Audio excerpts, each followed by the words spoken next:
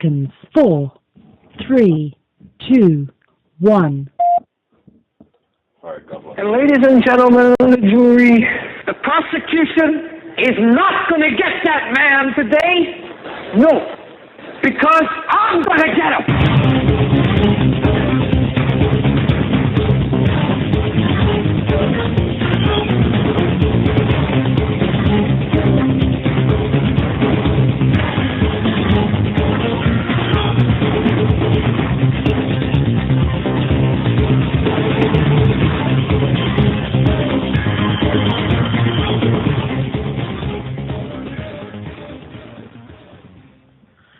Good evening and welcome to the Hagmann and Hagmann Report this Friday, November 16th, 2012. My name is Joe Hagmann. My co-host is Doug Hagmann. He will be joining us shortly in the next few seconds. A lot going on today. Today is a Friday. We will have the phone lines open. For most of the show, give us a call at 661-244-9839. Just to give you an idea of what is happening in the Middle East and Israel since we last were on air. I'm going to play a few clips here. Here is one. 2 rockets suspected to have landed near Jerusalem as the missile strikes are hitting and aiming for cities that were deemed to be unhittable by the weapons used by Hamas, but now they are not out of reach. Here is one report. This is Sky News with Rachel Younger. Good afternoon. In the last hour, 2 rockets are reported to have landed outside of Jerusalem. The Israel Defense Forces confirmed one of the missiles was fired from Gaza.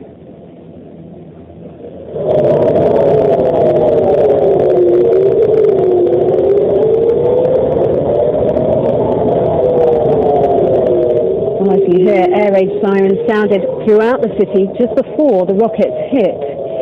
Israeli police said one of the rockets fell and exploded in the area surrounding Gush Etzion, a cluster of settlements in the West Bank just south of Jerusalem. The Israeli army said it had no reports of any damage or injuries resulting from the missiles. Well, it follows a second rocket attack by Palestinian militants on Tel Aviv in 24 hours. Air raid sirens went off in the center of Israel's largest city and people were forced to scramble for cover. Again, there were no reports of any injuries. But 22 Palestinians, 8 of whom were militants, have now been killed in the violence that follows the deaths of 3 Israelis during a rocket attack in the south of the country yesterday. I was at the beach. I was there accidentally. I thought it was the safest place to be, and suddenly I couldn't breathe. There was a lot of smoke behind the rock, right over there. Police in Tel Aviv say one of the rockets fired in the direction of the city from Gaza landed in the sea. One witness told us what happened. Well,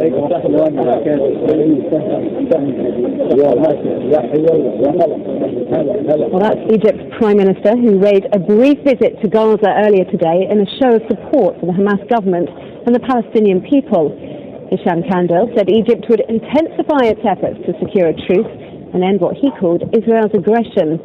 Israel agreed to temporarily halt its operations during the visit as long as no rockets were fired from Gaza. But Hamas claimed 2 people were killed in Israeli airstrikes, while Israel said several missiles hit the south of the country shortly after Mr. Kandil's arrival. Rocket fire from the Gaza Strip has continued to batter southern Israel today, sending residents scrambling for shelters as Operation Pillar of Defense continues for a 3rd day. A rocket slammed into a building in the town of Kfar Aza, while cars in Ashdod were damaged by blasts. In a further indication of the increasing striking range of the Hamas rocket arsenal, air raid sirens have sounded in Tel Aviv this afternoon for the 2nd day in a row, although no hits were reported. Israel's Iron Dome missile defense system has intercepted more than 100 rockets fired into Israel since the onset of Operation Pillar of Defense on Wednesday. Meanwhile, Egyptian Prime Minister Hisham Kandil has visited Gaza, meeting Hamas leaders and denouncing Israeli airstrikes targeting Hamas militants and their weapons stockpiles. While criticizing what he called Israeli aggression, Kandil said the new Islamist Egyptian leadership is committed to brokering a permanent ceasefire between Israel and Hamas.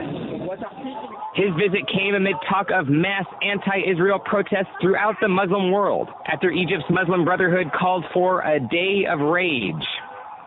With Hamas rocket fire showing no signs of stopping, the IDF buildup at the Gaza border has continued alongside further airstrikes. Senior officials say the option of an IDF ground operation inside the Gaza Strip has not been ruled out.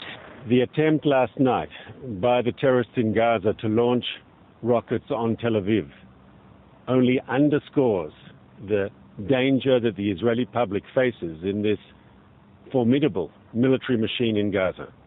And what the Israeli government is doing today, what the action that we are taking is designed to do, is to remove that threat, to free the Israeli people from this constant threat of rocket launches from the Gaza Strip.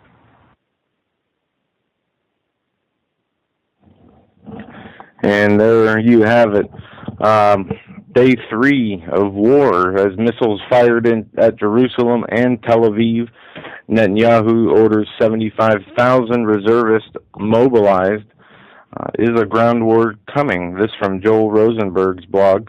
Friday was a potentially game-changing day for Israel. For the first time since 1970, Iranian-made missiles were fired at Jerusalem from terrorists in Gaza.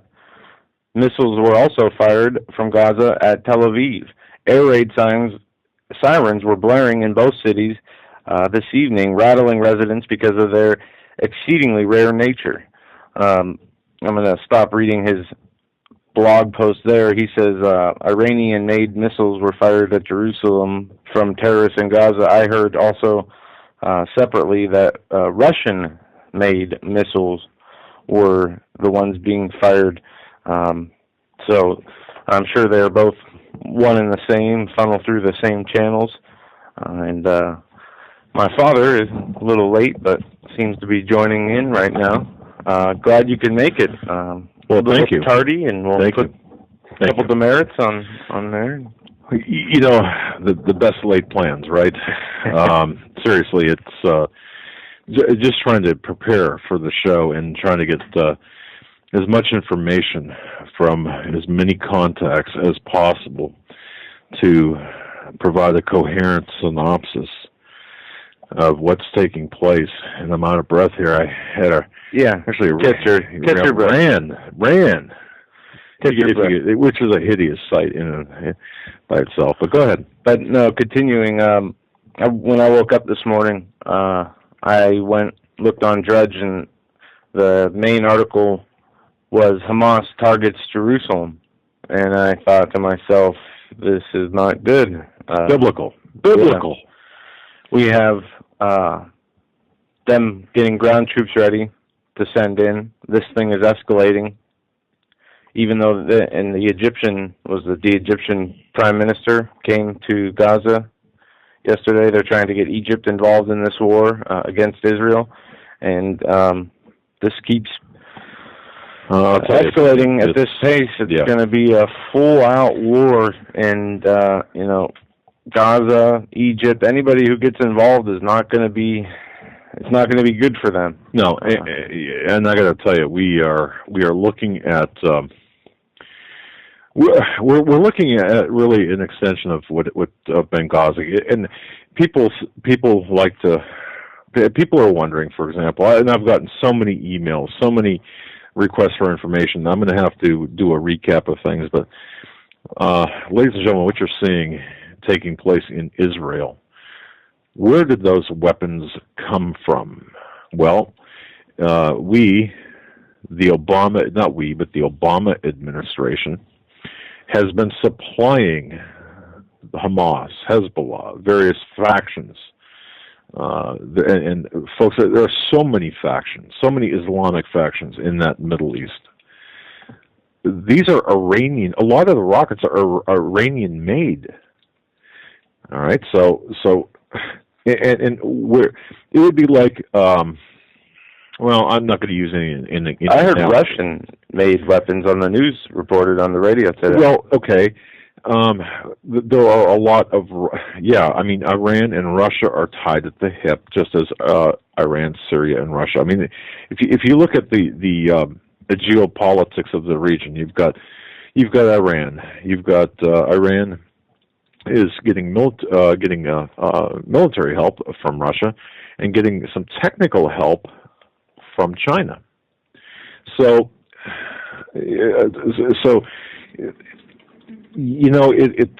there's not just one brand.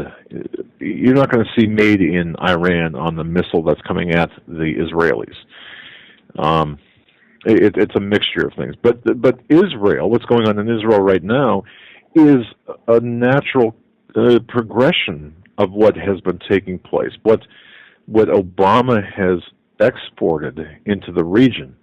But just to be clear, I don't mean to just limit the blame on Obama, because this has been going on for a long time. Yeah, Obama just ramped this up. This ball was set in motion. Right.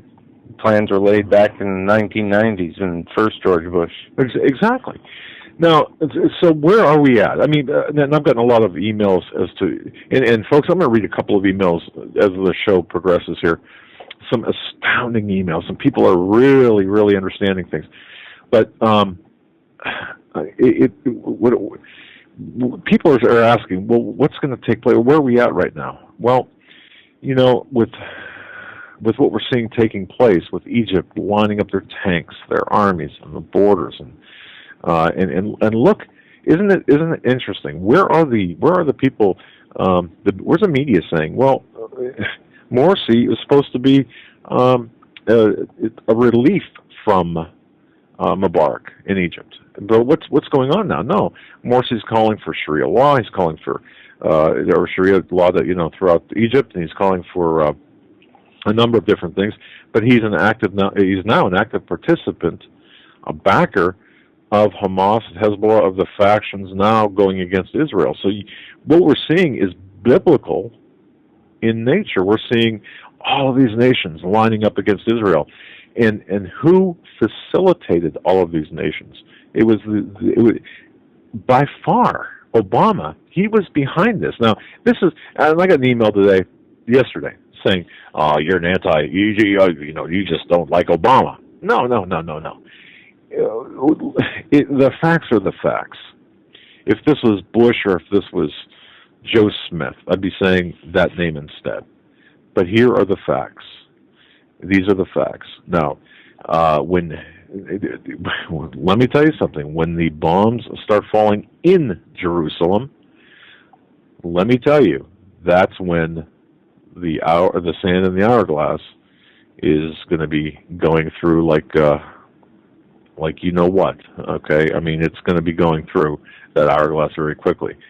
These are very perilous times. And I'll tell you something. I was talking to, again, my good friend, a very good friend, a guy that I admire tremendously, a very good Christian who understands the Bible, understands what's going on. And I could listen to him for not just hours, but for days. Well, just to hear what's going on, and to hear it in the context of the Scripture, and to hear it in the context of the intelligence world. These people know what they're doing. This is being planned out at the highest levels. These globalists, they're planning this out. They've had this planned out for years. And and I have to give a lot of credit to Joe. My son, I guess, being able to comprehend that a lot quicker, a lot sooner than me. So, but right now, folks, look, in America, the other thing, the big thing too, before the program, before I got tied up with all kinds of phone calls, Joe said, well, what should we talk, or what do you want to name the program tonight? Well, I don't know what was ultimately named, but I got to say this. The next thing that we're going to be dealing with, or the big thing that we're going to be dealing with here inside the United States, and for those of you listening in Canada as well, is this economic collapse. What is that going to do to this country? Funny you should ask that. I have a short audio clip. And this wasn't rehearsed audio. No. Okay. Let's play this. All right. There are many people who feel that the solution to the national debt crisis is to cut spending. Others feel that the solution is to raise taxes. And then there's the guys who are actually running this circus who think that the solution is to print more money and to take on more debt. All of these answers are incorrect. These answers are wrong because they're based on a fundamental misunderstanding of the true nature of the dollar. U.S. Federal Reserve notes are based entirely on debt. There are two types of debt that are used to create money. One is through bonds, which the government pledges to pay back at interest by extracting labor from you, the citizenry. And the second method is through fractional reserve banking, which is the practice of loaning out money that doesn't exist and collecting interest. Now, believe it or not, this is legal and standard practice in modern banking. In both cases, the beneficiary of this arrangement is the banks. Now, the system that I'm describing to you is a very cleverly disguised form of slavery. It is, in fact, modern feudalism. However, this is only the tip of the iceberg. The real problem, and the reason that none of the typical solutions to the debt issue that I mentioned earlier will ever work, is the fact that all the debt that is used to create money has interest attached to it. What this means in clear and simple terms is that in our system, debt will always exceed the total amount of money in circulation. It also means that eliminating the debt would extinguish every dollar in circulation that was created through that debt. Take a second to think about what this means. It is mathematically impossible to pay off the debt. Spending less will not fix the problem. Increasing taxes will not fix the problem. The most difficult and the most important thing to come to terms with is that this isn't an accident. The current monetary system is doing exactly what it was designed to do. It was designed to enslave the population while hiding that slavery to prevent a revolt. It may not be comfortable for us to acknowledge that we've been tricked, that we've been enslaved by men in suits far, far away that we've never met, and that the political solutions that we've come to believe in are meaningless. But that's the cold, hard reality that we need to face. The bankers have enslaved you, your parents, your grandparents, and your great-grandparents. The question you need to ask yourself is this: will you fight to change this, or will you allow your children and your grandchildren to be born into slavery as well? And that's a very good clip because it does mention, or it does say, will you allow your children and grandchildren to be born into slavery, because that's exactly what's happening. And one of the things that I think is important for everyone to realize, what is at stake here? I mean, obviously the economy, it's the economy, it's our dollar, but what does the dollar represent? You know, in summary, what does the dollar represent? Money only money, it represents the toil, the hours, the minutes, the days that one works and one produces during one's lifetime. So what people are destroying here, what people are taking from us, is in a way, our legacy. And I think that's important for people to understand. I look at money as a means to an end. Well, yeah. You need things such as shelter and food to survive, and you work to make money, and that money provides a means to the ends that you need, and other people look at it more than that or less than that. People obviously, as it says in the Bible, worship money, serve money as if it is a master, their master. People are greedy. They hoard money and love it. Well, yeah, and look, we need some medium of exchange. Yeah, regardless of how you feel about money, it is universal. In order to get things you need, there needs to be some form of payment, and that could be anything from labor to actual money to bartering systems. But the Federal Reserve System now, the money we have now, this is the most corrupt money in the history of the earth. Right. And the one thing that I really want to drive home too is a lot of people say, well, our money, the U.S. dollar, is not backed by anything, and technically, I suppose that's a correct statement. But the reality of the situation is, what is our money backed by in practicality today? Well, our money is backed by oil. In a sense, it's worth something because oil is still being traded in U.S. dollars. Now, this strikes at the heart of what's going on in the Middle East and what happened in North Africa, and the globalists plan their agenda. And it's really important to understand. Everything that's going on, well, part of everything that's going on, a large part of it, is about the U.S. dollar. It's a war against the U.S. dollar. The folks that remember back in during the Cold War, at the culmination of the Cold War, we had perestroika, glasnost, and all of that. Well, how did the Soviet Union collapse ultimately? What caused the Soviet Union to ultimately collapse?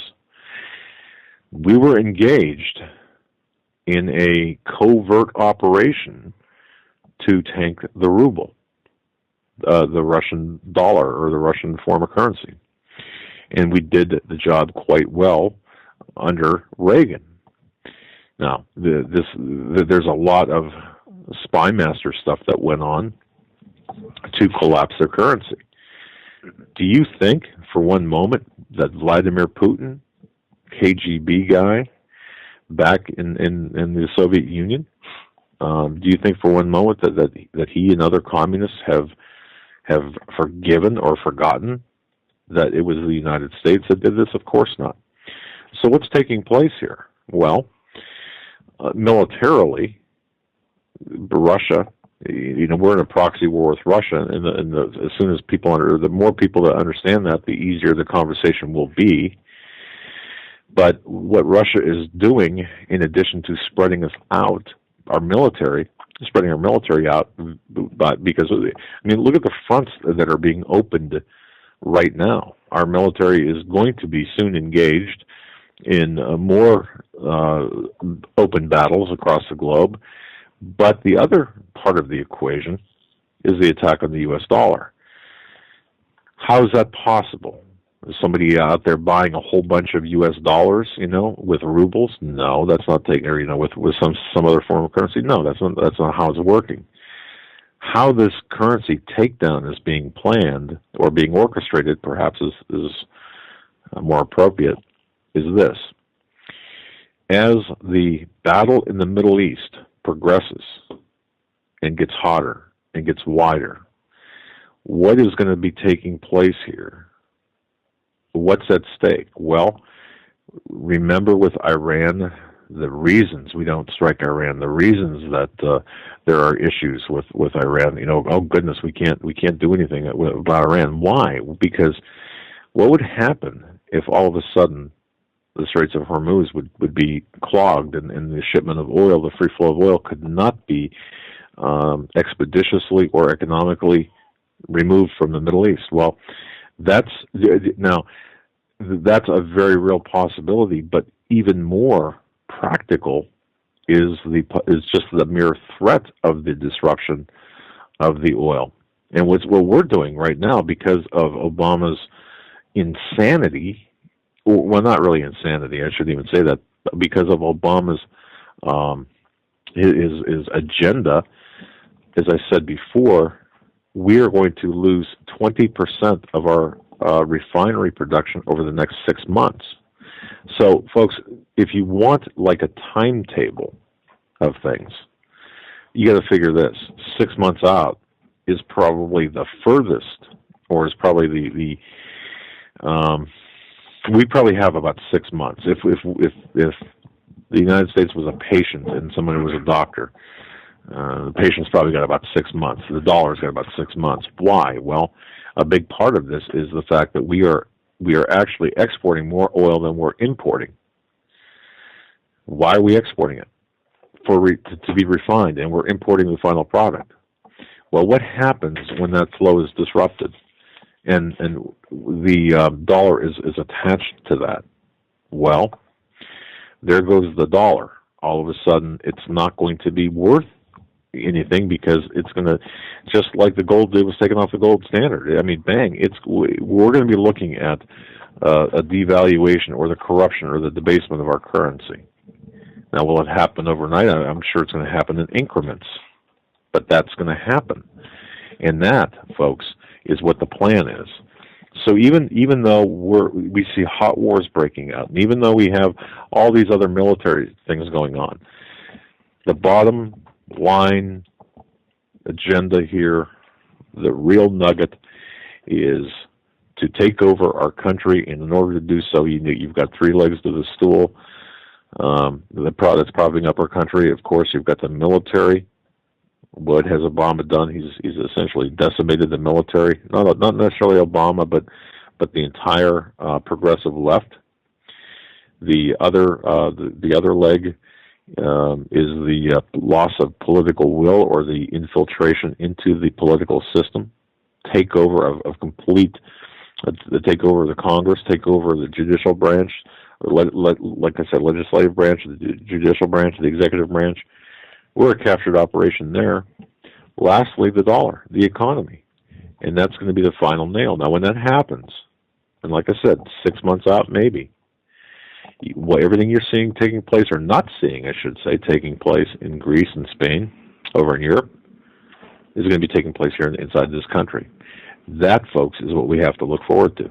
And the reason I'm really kind of framing it that way is the people who are listening to this program, what do you prepare for? What's coming? Is a nuclear bomb going to go off in the United States? Do you prepare for that? Do you prepare for a earthquake? Do you prepare for a flood? Do you prepare for locusts coming down and raining on your, Well, the one thing for sure that we can prepare for that looks like it's playing out, and I've had a total of 8 different sources, 8 sources, all confirm this. It's the economy. It's the economy. It's the economy that's going to be the next most immediate and most imminent threat to our welfare and safety. Now, when that happens, you're not going to be able to buy. Well, you won't be able, if you've got dollars in your pocket. It's going to be very difficult for you to. Think of Argentina. There's plenty of examples out there. What's it going to look like? What's the collapse going to look like? Well, I don't know. And there's a lot of different theories on that. Yeah, a lot of people say China will be the one to hold the world reserve currency.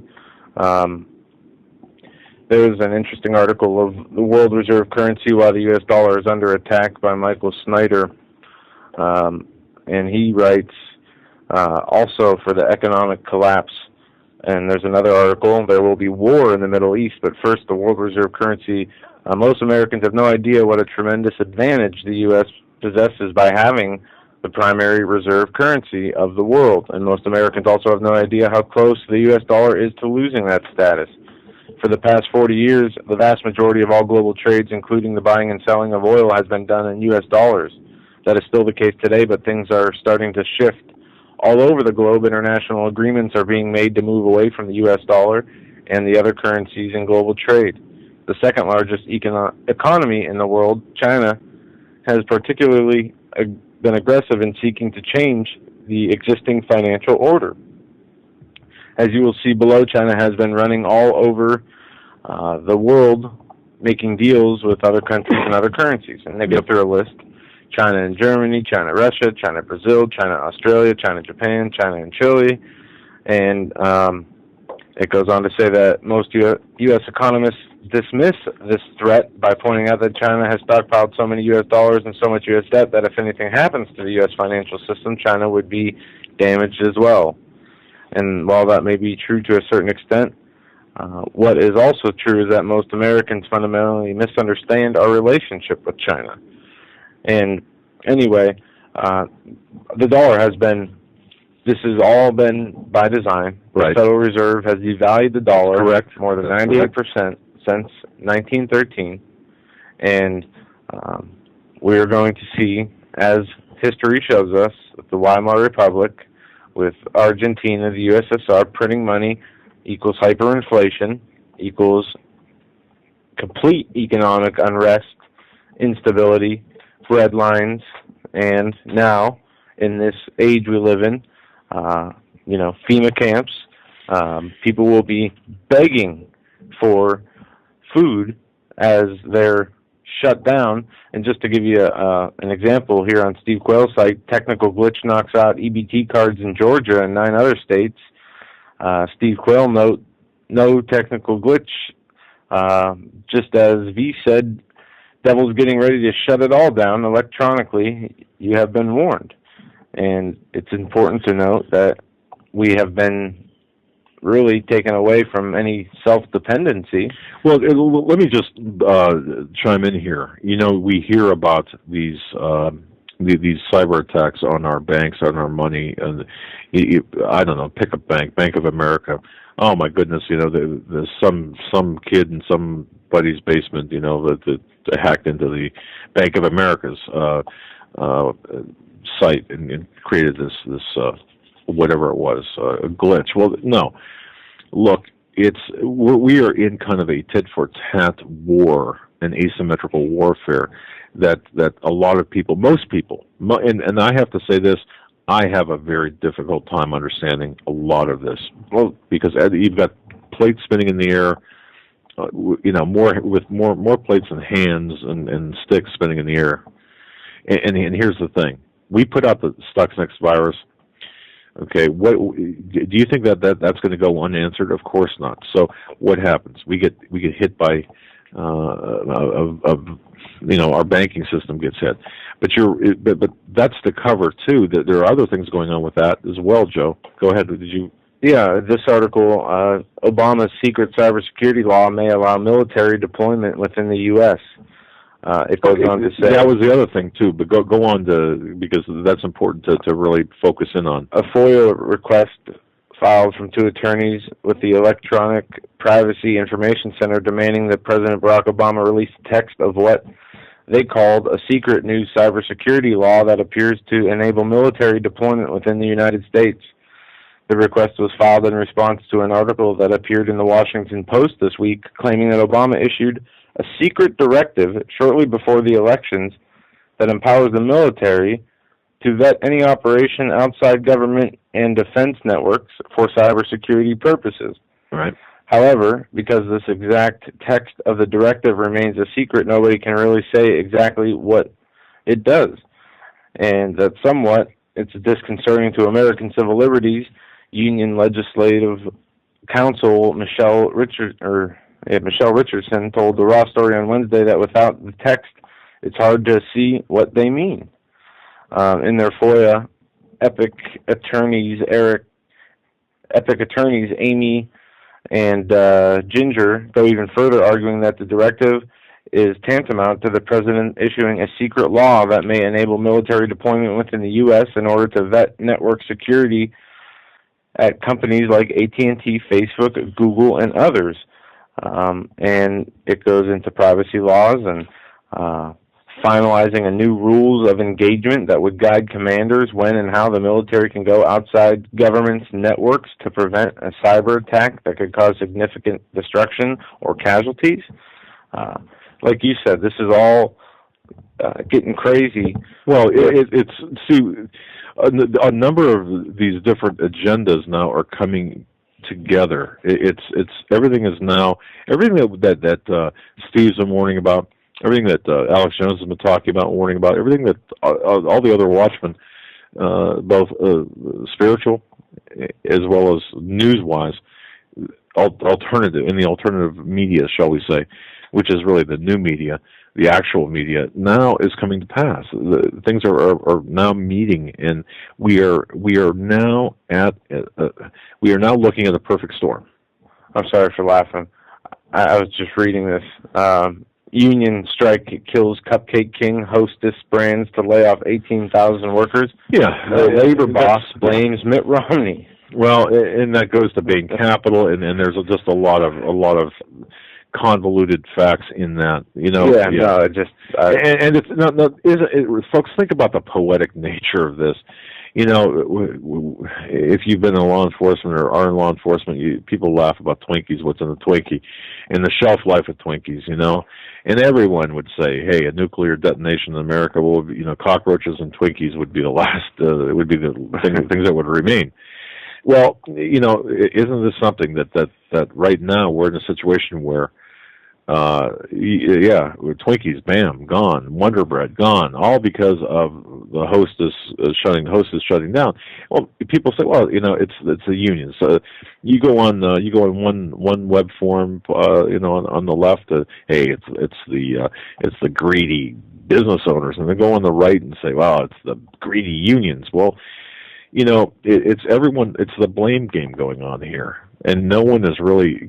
Everyone's so busy blaming one another that they're not understanding. What is taking place. It's not just. It's a systemic problem. Yes, it's not just that. But I've a lot of people, folks, a lot of people too. I want to just jump. It seems like I'm jumping topics here, but going back to Benghazi, going back to what's going on. I've been getting just flooded with emails about the role of Jill Kelly, and in fact, somebody had written a story about Jill Kelly, that the woman in MacDill Air Force Base, and saying that she, is a mole for the Muslims. No, look, if that was the case, I'd be the first one to jump on that bandwagon, given my history. But that's not the case at all. Just remember this, because of what's taking place here, and this goes for the people in the military as well. There are people that are doing things, and they're engaged in various activities. Well, I guess the best thing is, the easiest way to say this is this: nothing is as it appears to be, and there's different layers, different levels, and certainly different. There's so many different layers, different levels, so many different, double agents, more than double agents, and it's incredible. Triple agents? Yeah, I mean quadruple agents. Whatever. But there are certain things, but there are actual true patriots fighting for the cause here that their names are being dragged through the mud, and I do believe hers is one of them, and the reason I'm saying that. I mean, if you're reading articles and such on the internet, and you come across the name Jill Kelly, and you say, oh, well, she's a shill for the Hamas and Hezbollah and all this. No. The people who are saying that don't understand the entire bigger picture, what's going on here. It might look like that, but there's more to it than that, and it's layers upon layers upon layers of deception. Speaking about Benghazi, we had David Petraeus testifying, and Representative Peter King stated that Petraeus said he knew Benghazi attack was terrorism, and that the talking points given to Ambassador Susan Rice were different from the ones prepared by the CIA. Right. This is a big deal in the news. As well, it should be a big deal. And we're only getting fed just bits and pieces of what's going on behind closed doors. These are intentional leaks, and this is important for everyone to understand. It almost seems like the alternative media, our media, the real media, if I dare say, we survive on leaks. I mean, or not survive, but we get information via leaks. Somebody will call us up and say, "Look, here's what really happened," or I was in this meeting and this is what was said. Then you turn on the news, whether it's MSNBC or Fox, it doesn't matter. The information is totally different. Well, why is that? Because both have political agendas. We don't have a political agenda. Our agenda is simply the truth. Now, I suppose you could say we're anti-communist, obviously, so that therefore we're anti-progressive, and we're harder on the left than on the right by nature. Of course, have to be. I mean, that's just common sense. But here's the thing: the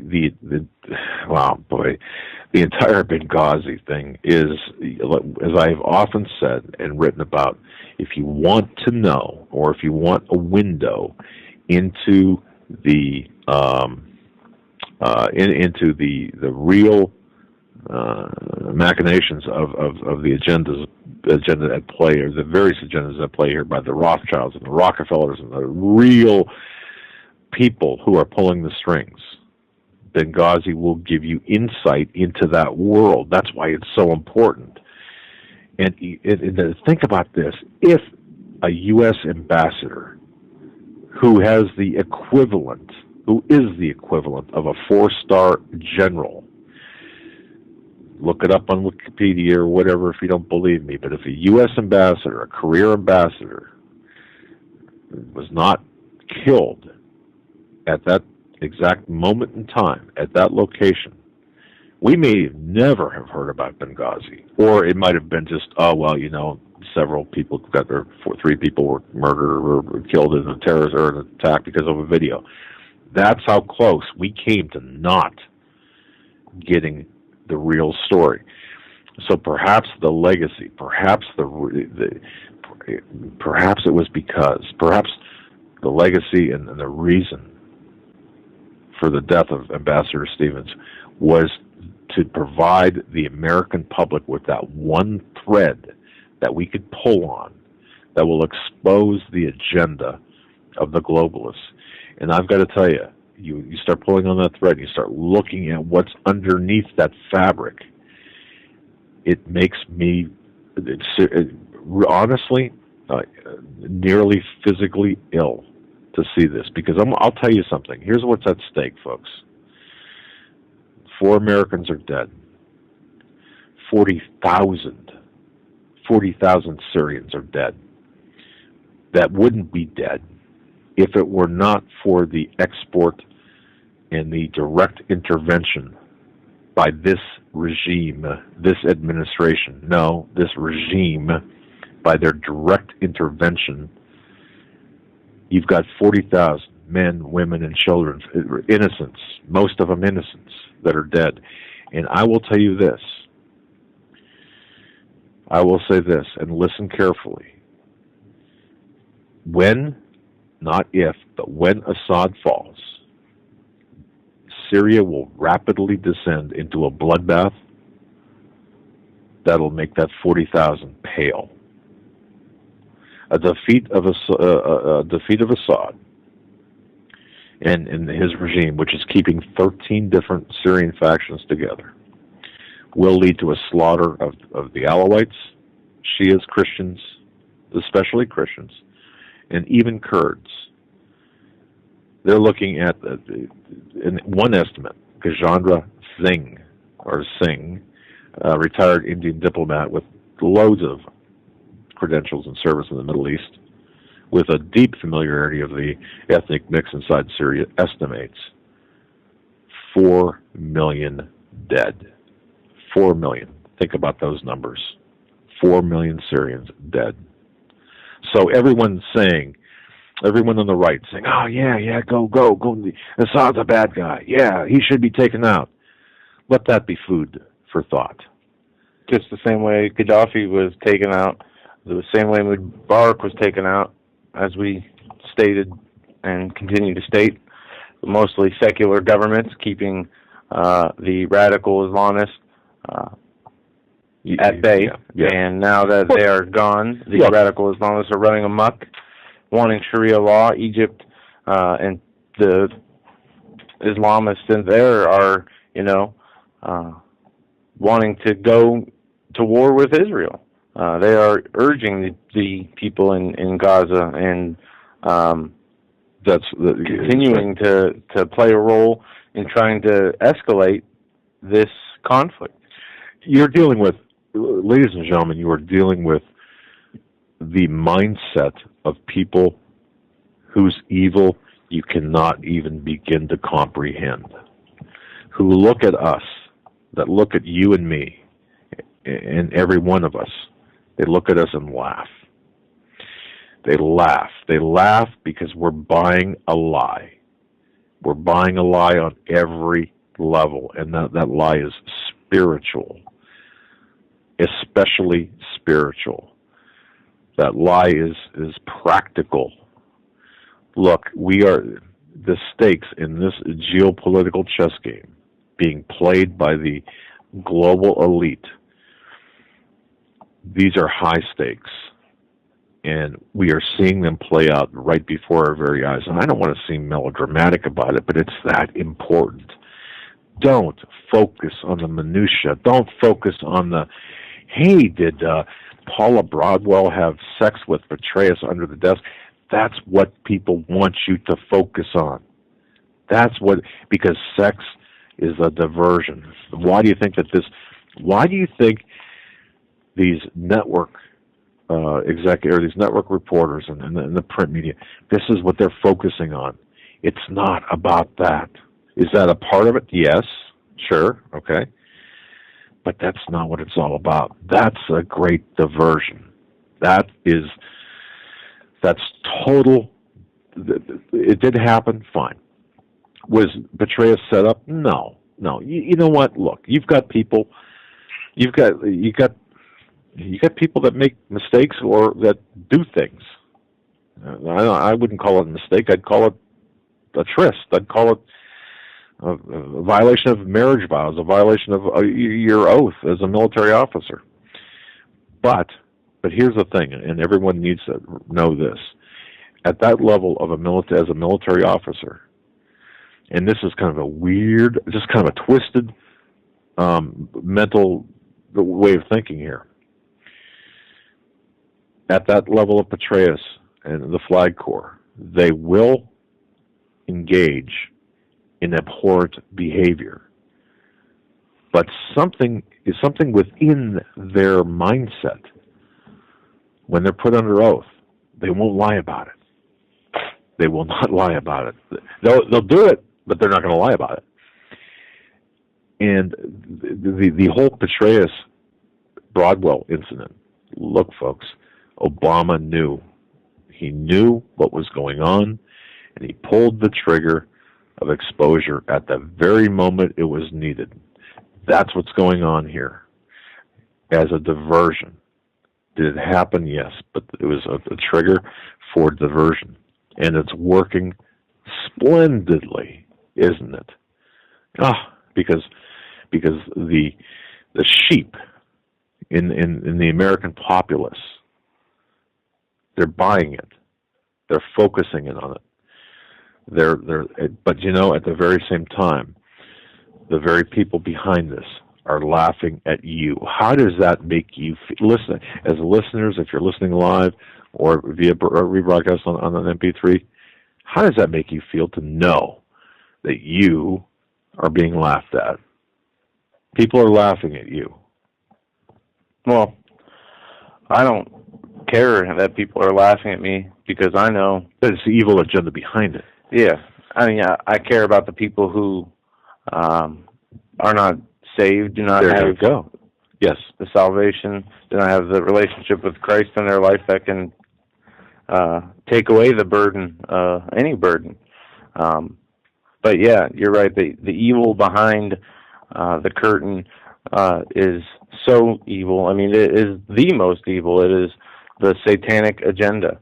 And this is what we're going to be exposing in shows upcoming, is the ways that Satan is deceiving the masses through each channel we can find, whether it be TV or movies, news. We're going to expose unsound, non-doctrinal teachings in every place that we find them, and that's what we're going to continue to be focusing on mostly, while we, cover important news and but as the times are changing. Look, we're not going to get through this without that spiritual battle, without knowing.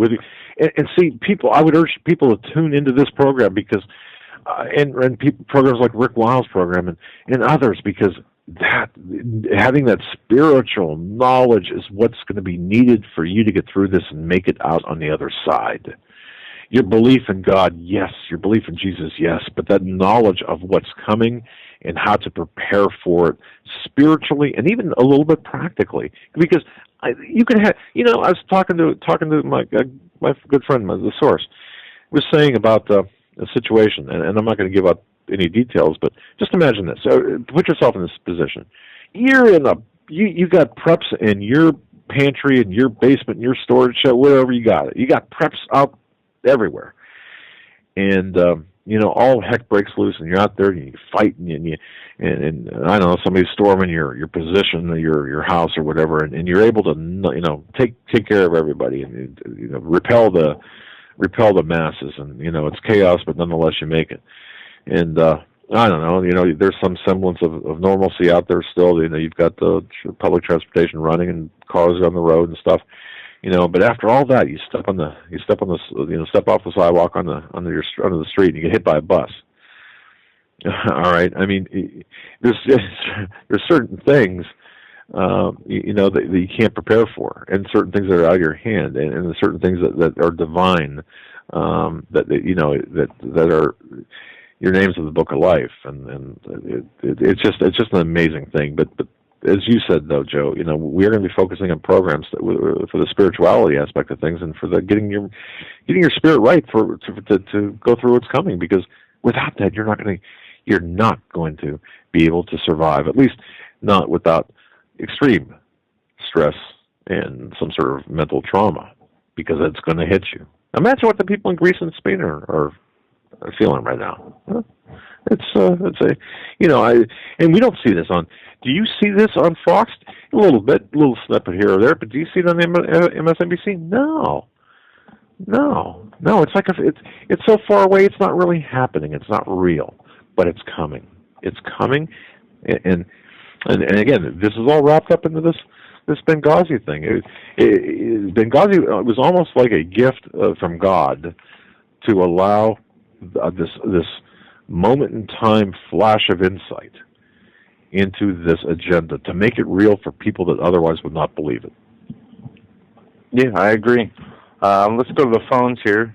You guys want to weigh in? We'll be taking calls the rest of the show. The number is 661-244-9839. We got a caller from 423 area code.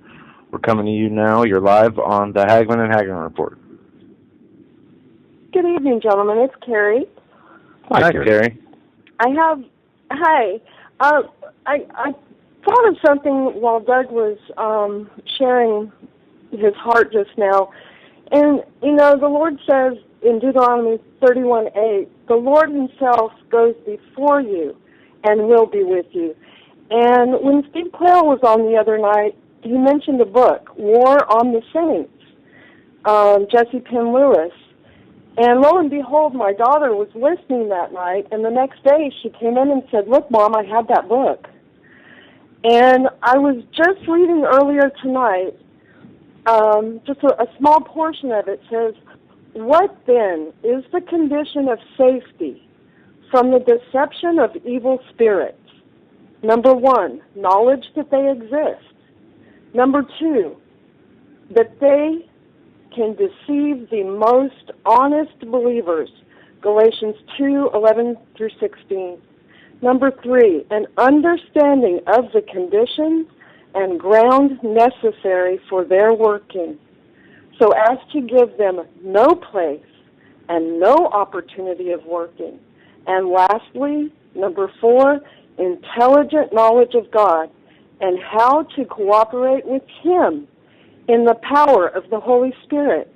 To make these points clear, we'll go on from here, and that's where that ends. But I thought that was so profound in holding on for, you know, maybe the last 5 minutes and listening to Doug, and I'm standing here while I'm listening to Doug reading those very words, and I've for the last maybe two or 3 days been, you know, just feeling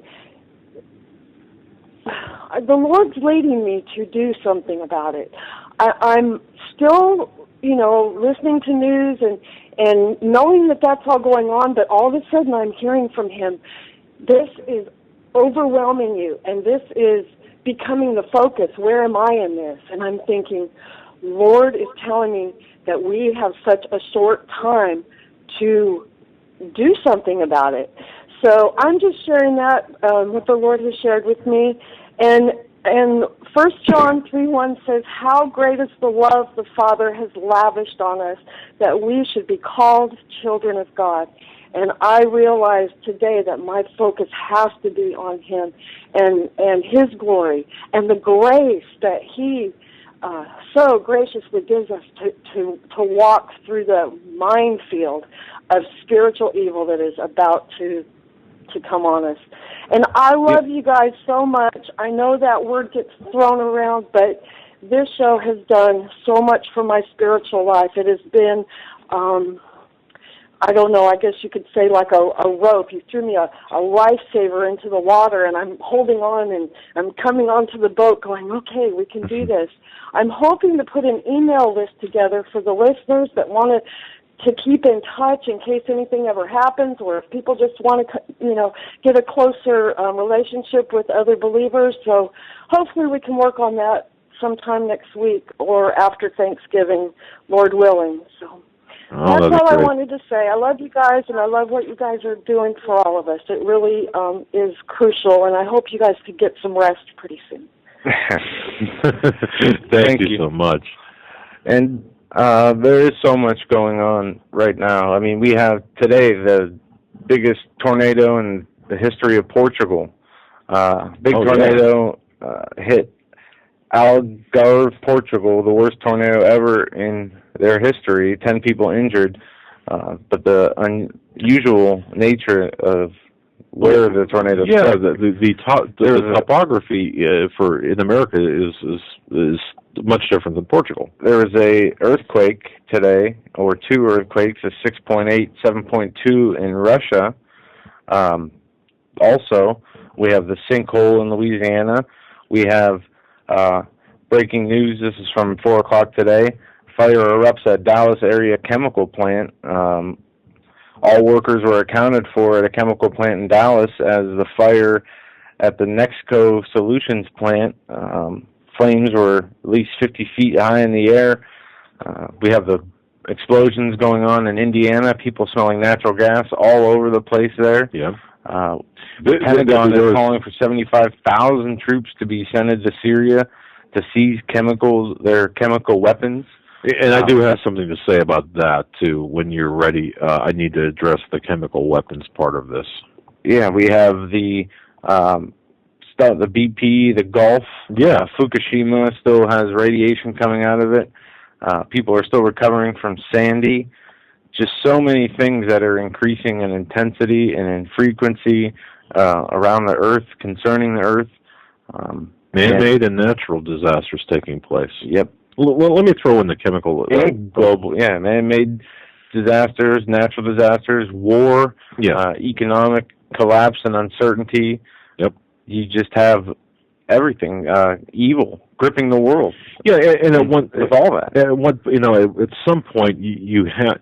And this is a danger we all run into, folks. Look, don't be paralyzed with fear. Don't let the news headlines consume you, take over your life. Man, it is so easy to do. It is so easy to get sucked into that. It's kind of like being in a room, okay, with a computer and no windows. And I don't know, folks. There might be people that are listening to that have their office in the basement, we'll say, or in a room with no windows, or and imagine just sitting there alone by yourself and going through the headlines and reading the news, and it's all bad. Of course, it's all bad. But see, at some point, and this is where I look. I mean, I know at some point you just got to say, okay, put it in perspective. Obviously, you have to have. When you look at the news, you've got to do it. You've got to do it prayerfully, and I don't know how else to say that. But if you without that prayerful, divine acknowledgement and element, you'll drive yourself nuts. And then at some point, you have to say, "All right, balance is necessary for mental health, and you've got to go out and walk your dog." Maybe that's what I do. I walk my dog. It gives both of us a lot of exercise. Sometimes the dog doesn't care for it too much because 3 o'clock in the morning. Hey, what are you doing? Getting me out of bed. But nonetheless, okay, you do that, and you have to maintain a level of perspective and balance with God as well. Otherwise, if you don't maintain that balance and just get barraged with all this news, man, it'll drive you out of your mind. Yeah, I was talking with somebody earlier. Saying, how there was a shift. People say there is a shift since the elections. People say that there more. I mean, we talk about this all the time. The intensity is continuing, and people say that that election really put that shift into full swing, and now it's like we're living in a different reality. We have to understand and comprehend this new reality we're living, because it's not, the good old days. This is something, we are living in another, more increased age of evil. Well, yeah, and I guess evil is surrounding us, as it has been, a slow creep, over the last, decades, however long.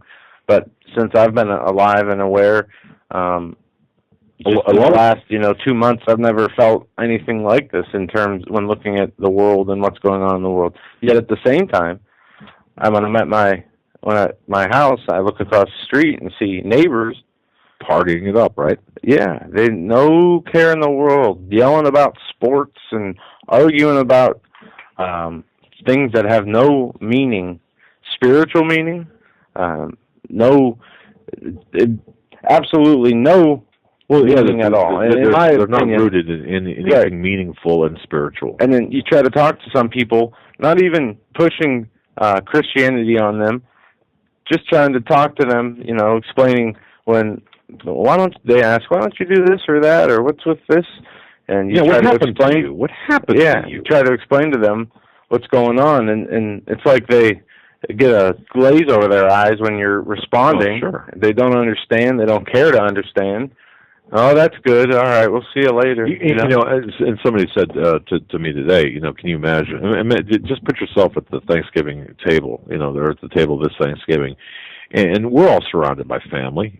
Many people within your family, extended family, they don't share the same views. They're not seeing the same things you're seeing. They're not feeling that spiritual darkness that you're feeling.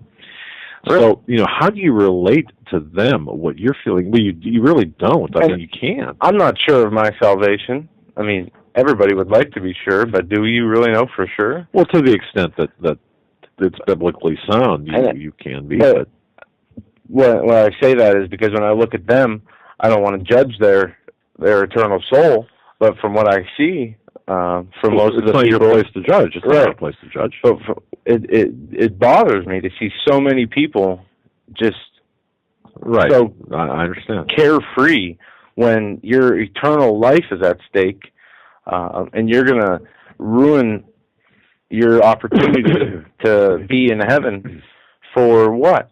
For a couple of kicks and good times in the world on this earth, or for some extra money or power or whatever it is that satisfies your earthly and bodily needs and lusts. You're going to curse yourself into damnation forever over your earthly feelings. It makes no sense to me. You know what? It's kind of interesting you brought this up, because I want to just read this email real quick from. You know who you are out there, and I just laugh. I'm chuckling because we'll just call you by your initial K. Okay, funny timing. All right, this email was sent to us this morning to both Joe and I, and it's just I'm going to read most of it. I'm going to keep some of the information out of it. Just as we were talking, Joe, you and I just now. Anyway, Initial K says, my opinion as to why most people don't get what's going on in the world and think that we are all crazy to believe these things is because it means the acceptance that our country has and continues to betray us. Now think about that. This may seem minor, but for me, it threw me into a massive depression until I was able to come to terms with the fact that everything I've ever been taught about my country was a lie. Wow, that's pretty powerful. Because, folks, that's true. Everything that you think is real, or it's like you're playing a game and you're playing it by a certain set of rules, when in fact others are playing it by a totally different set of rules. In fact, they're not even playing the same game you are. Right. Okay. But I just want to add to that. Through our own perceptions, yes, we trap ourselves, or allow ourselves to be trapped in these, mental prisons, or you can't climb up the ladder, you can't do what you want to do, you can't be who you want to be. You got to be like a little robot, to go to work, come home, spend time with your family, whatever. But that's not the case. It's not the true reality. But that's a perception of reality. That's what they've set up to be reality. And I'll continue here. She says, I should add that I spent over 2 years studying everything I get my hands on, including books, the internet, and the Bible, and more. I was both forced and led to process the extreme emotional pain this created for me. Now, aren't we all there at some level? Of course we are. Once I got to the other side, mentally, meaning, Everything looked and felt completely different, and I gained a true sense of calm in knowing this, that no matter what happened, God is taking care of me. And that does speak to a certain spiritual maturity to me. Now, the second is, the email continues. The second part is that humans will do almost anything to avoid dealing with their soul and the truth, in my opinion, about why we are really here on this earth at this time. The powers that be go to extreme lengths to keep us entertained and distracted so we don't look at these things. Isn't that true? Wow. From my first memory, I've known why I was here, and my life growing up was filled with emotional, physical, and sexual abuse by people. I'm not going to get into this part, but think about that. What Kay had said. Okay, up to that point, and the continuing here right before the break because we're up against it. We're past it. Well, we are. Okay. My folks. No, well, let's see. All right, we'll just cut the break and we'll come back. Yeah, I'll tell you what. Let me finish real quick here. Well, let's go to break. I guess we're up. We'll regroup on the other side. Yeah, we've got actually AM stations that are yelling at us. So go ahead. Your phone calls and more. 661-244-9839 on this Friday, November 16th edition of the Hagmann and Hagmann Report. We want to hear from you. People, new callers. Talk to us. Give us a call.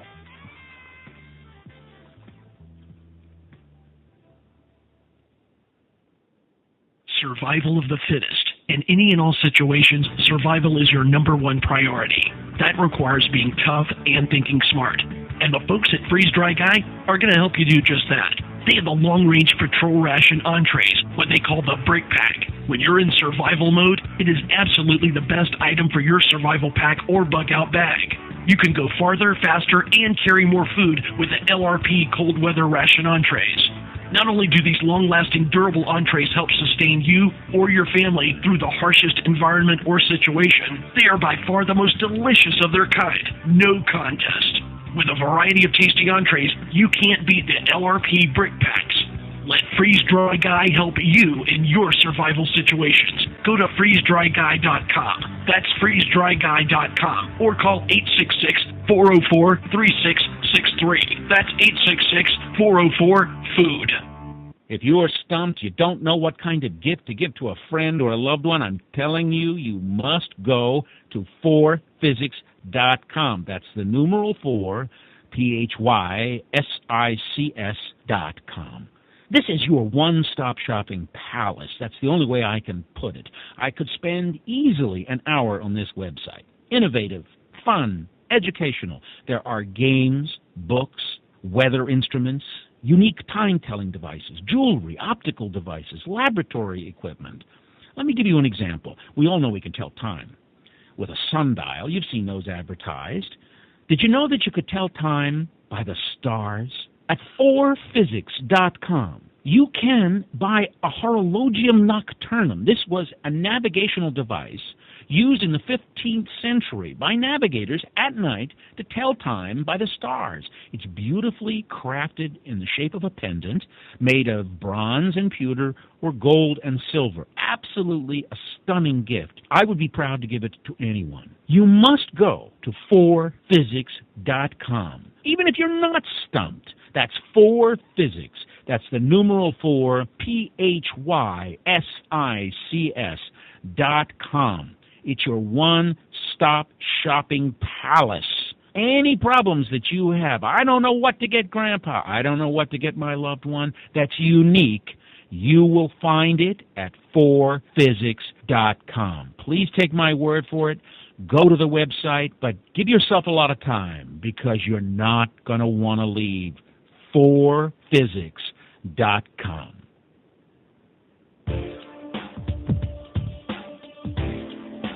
Hold on to your seat. The Hagmann and Hagmann flight is now taking off. Doug and Joe Hagmann have cleared the runway of TSA agents, jihadists, political crackpots, and global elitists. Now get ready for some real news. Here they are, Doug and Joe Hagmann.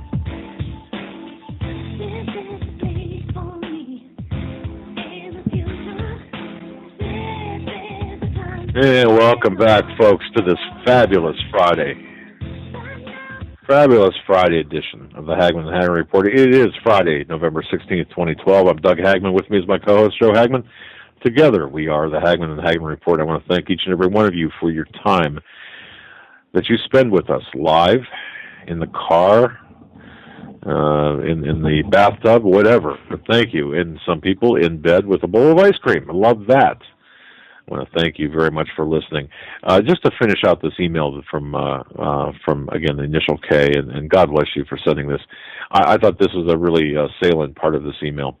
The K says, whenever I hear someone talk about current events and the things that are going on in the world around us, I first substitute the following. The United States is responsible. And then I take personal responsibility and say, I'm sorry, please forgive me, and thank you. And I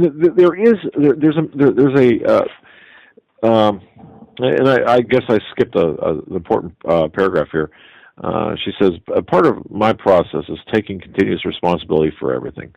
Now, there's a rationale behind that, biblical rationality behind that. And then there's also that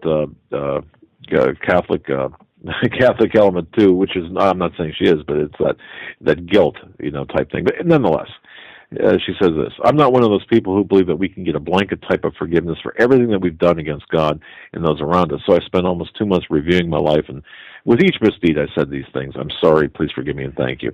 Now, this was tough, and the more I did, the more things came up. But one day it stopped, and the veil was lifted.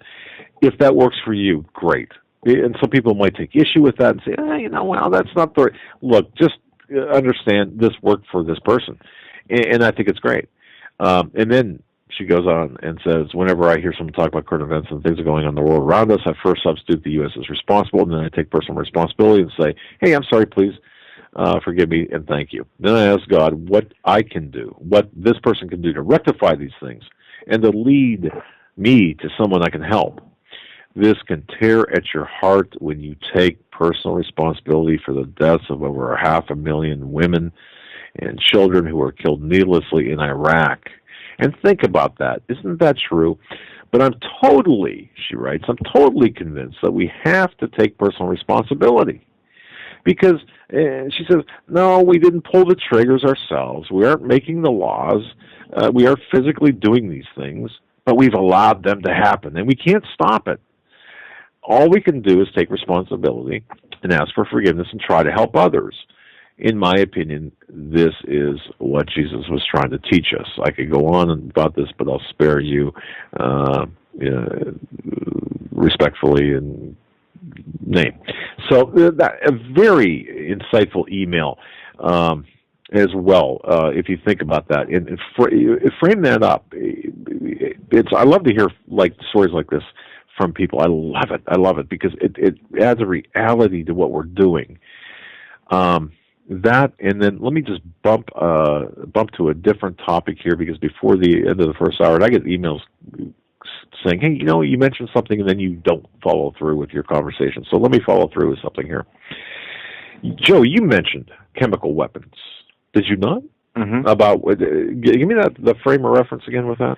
Pentagon says 75,000 troops might be needed to seize Syrian chemical arms. The Pentagon has told the Obama administration that any military effort to seize Syria's stockpiles of chemical weapons would require upwards of 75,000 troops amid increasing concern. The militant group Hezbollah has set up small training camps close to some of the chemical weapon depots, according to senior American officials. The estimated size of the potential effort provided the White House by the Military Central Command Joint Staff called into question whether the United States would have the resources to act quickly if it detected the movement of chemical weapons, and forced President Obama, as he said in August, to change my calculus about inserting American forces into Syria. Isn't that convenient? Remember the church lady from Saturday Night Live? Who played that church lady? That's a comedian, Dana Carvey. Isn't that convenient?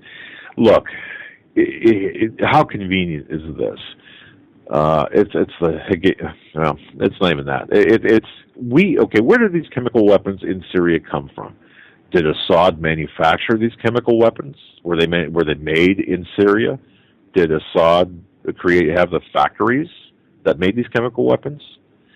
No. Well, the short answer, and I'm going to give it just an encapsulated answer. Look, the chemical weapons in Syria, not Assad, but in Syria, came in large part, came from post-Gaddafi Libya. What do you think Stevens was doing except sending arms, weapons to Turkey, Jordan, and Lebanon? Yeah, and some of those included chemical weapons. Here they say the officials said the U.S. military had quietly sent a task force of more than 150 planners and other specialists to Jordan to help armed forces there and among other things, to prepare for the possibility that Syria will lose control of its chemical weapons. You can count on this. Look, trust me. It's a way to get the rest of the NATO allies on board with joining in this overthrow of government. Good job. You've been taking notes, and this is seriously this. And frankly, look, I would not know 90% of anything if somebody had not spent the time to sit me down and say, look, can you handle the truth? Well, you can't handle the truth. Okay, fine. I'm going to give you the truth. And the truth is not what you think it is. And the truth is not going to be pleasant for you to hear. And the truth is really going to upset you. And it did. And it does. But look, folks, Stevens, and by orders of Obama, sent chemical weapons from Libya. And these chemical weapons, okay, were imported into Libya during Gaddafi's reign, but there was a change of heart that went on in Libya. I'm not going to get into that because I know we've got callers on hold and such. But the bottom line here is, the plan was this: you take the chemical weapons, park them inside Turkey. Then you get a bunch of anti-Assad rebels trained by the United States to train, or you take those anti-Assad rebels, if you will, and there's different factions, one being Ansar al-Sharia. When you talk about Ansar al-Sharia, you're talking about Iran. Folks, understand that. You've got to understand that. You show them how to use, load, prepare the chemical weapons. Then you make it look as if Assad used the chemical weapons or is using the chemical weapons on the anti-Assad people. Sound convoluted? Absolutely. Sound like a fiction novel? Absolutely. But that's what was taking place. So, now you've created a situation where these chemical weapons are out there, and this is part of the reason why Turkey met with the Turkish ambassador, or the Turkish consul general met with Stevens to tell him, look, the Russians know what's going on, and the whole thing is up. This is all part of it. What we're seeing take place in Syria right now is all part. Like I said, you pull on that Benghazi thread, and a whole bunch of stuff falls out. I mean, hit the Benghazi piñata with a bat or with a stick, and the stuff that comes out of there is going to be it's just going to be horrendous. And this is part of it. And by the way, the rockets that are landing in Israel, the weapons, the RPGs, where did they come from? Well, under orders of this Obama regime, they were put there in the Middle East, in the region. And I know this is hard for you Obama Messiah fanatics to really understand, or the patriots of America. It's hard for you guys to understand. America wouldn't do this. Of course we did. Of course we did. And this is those munitions or those bombs, the RPGs landing in Israel. Hey, we put them there. We put them in the region, in Lebanon and Jordan. We gave them to the various factions, and they made their way to Hamas and Hezbollah, and this is what's taking place. We set this all up. When I say we, I'm talking about this regime. There we go. We have Lucy and Jason on hold. We're going to get to you, but we got an international caller we're going to go to first. And I'm not sure who this is. Caller from another country. You're live on the Hagmann and Hagmann Report. Well, good evening. This is Constance from Bordeaux. How are you? Very well. Yes, our foreign correspondent from France. Good evening, or good morning. Well, you're going to get your monthly update. I'm sure you have been hearing about all of the riots that we have been having here in Europe, especially the ones that are happening in Greece and Spain and Portugal. And we have also had strikes also here in France, but they were not violent compared to what has been going on in the other countries surrounding us. But what I think that is more important now is that they are having now a very secret closed-door Bilderberg meeting in Rome. Because they are concerned about Mario Monti not being able to keep the confidence in the government there. And what is very strange is this is all secret. It is closed doors, and we don't know what they are discussing. We don't know what they are talking about. Everything is secret. There's no journalists. Nobody can cover. Nobody is talking about what they are deciding there in Rome about the Italian government and what they are going to be doing here in Europe. So that is very, very concerning about our country here in the countries here in Europe. All are falling, and I think the Bilderbergers and the people that are pulling the strings are very happy that the countries are falling apart as they are. And this I expect also by the end of the year, by next spring, that the same type of riots that are happening in other countries will be happening also here in France. Because our unemployment is mounting. But what I find most disturbing is when I talk to people, they have it's very difficult for them to understand that about debt here, that is what the banks are doing. I try to explain to them, and even friends. We started a magazine here to enlighten people here in Bordeaux, and we call it the barking serpent. Wow. And it is to explain, yes. And we have written it in English because we not only want to reach the French people, but we wanted to also go to other parts of Europe so people can understand it, and because to take it and translate it in different languages would take a lot of time, and we want to reach as many people as possible with our little pamphlet magazine to explain the politics, to explain what is going on, especially with the Middle East, especially what is happening in America. Especially with we are calling with the General Petraeus and General Ham.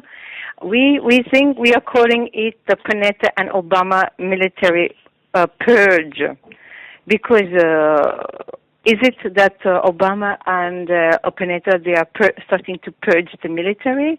We don't know. It's very strange that so many generals now are being taken down, especially General Ham, Petraeus. This idea that he has been about sex, that has nothing to do with it, I don't think. But we are watching that very closely because Stalin, he did the same thing. Oh yeah. And maybe this is a very, very soft way of starting something that is going to become more and more in the future. I don't know. Of course, I see, here in France, we are also helping. Holland has also our President Hollande, François Hollande. He is also sending arms like the Americans into Syria. He's sustaining also the Americans. So that is also quite alarming for us also, because that is going to, we are going over a financial cliff. Because when the American dollar goes down, that's going to also affect us also. But are they going to take us to war to get out of this financial oblivion? We don't know. I think that is where they are heading with all of this, especially with Israel and what is going on in Gaza. So, we are watching it very closely, what is happening with the American military, because it is looking like they are starting to purge. I don't care about, it's not so important the sex, we are not interested in that, but so many generals, especially General Hagmann, who was wanting to, at the last minute, he was fired. They're saying he's left, but we don't know what is happening with a military and what is Panetta, and now he is out of the country with Clinton. They are at a wine tasting in Australia. So I don't know. Is it convenient they are out of the country right now and cannot answer questions? And I don't know what is going to happen with this inquest. It is very, very, very, we are watching that very closely, because also that affects our politics also. Very good. Yes, it has. But by the way, I just want to alert people to the fact, what you said earlier, at least 80 members of the Bilderberg group were called to Rome this week, and they are meeting in secret, well, as secret as they could be, at the De Russi Hotel in Rome. So, in fact, and that's important because there is talk right now, Constance, as you said, that what they're talking about here is very much about what will happen, the fate of Spain, Italy, France, Greece, all of that. So it's almost provocative in nature. What we would like to do here, what we are starting to do with our pamphlet, we are starting to wanting a movement to enlighten people, because we want to opt out of the EU. Not only do we want to opt out of the EU, but we want to opt out of the Euro.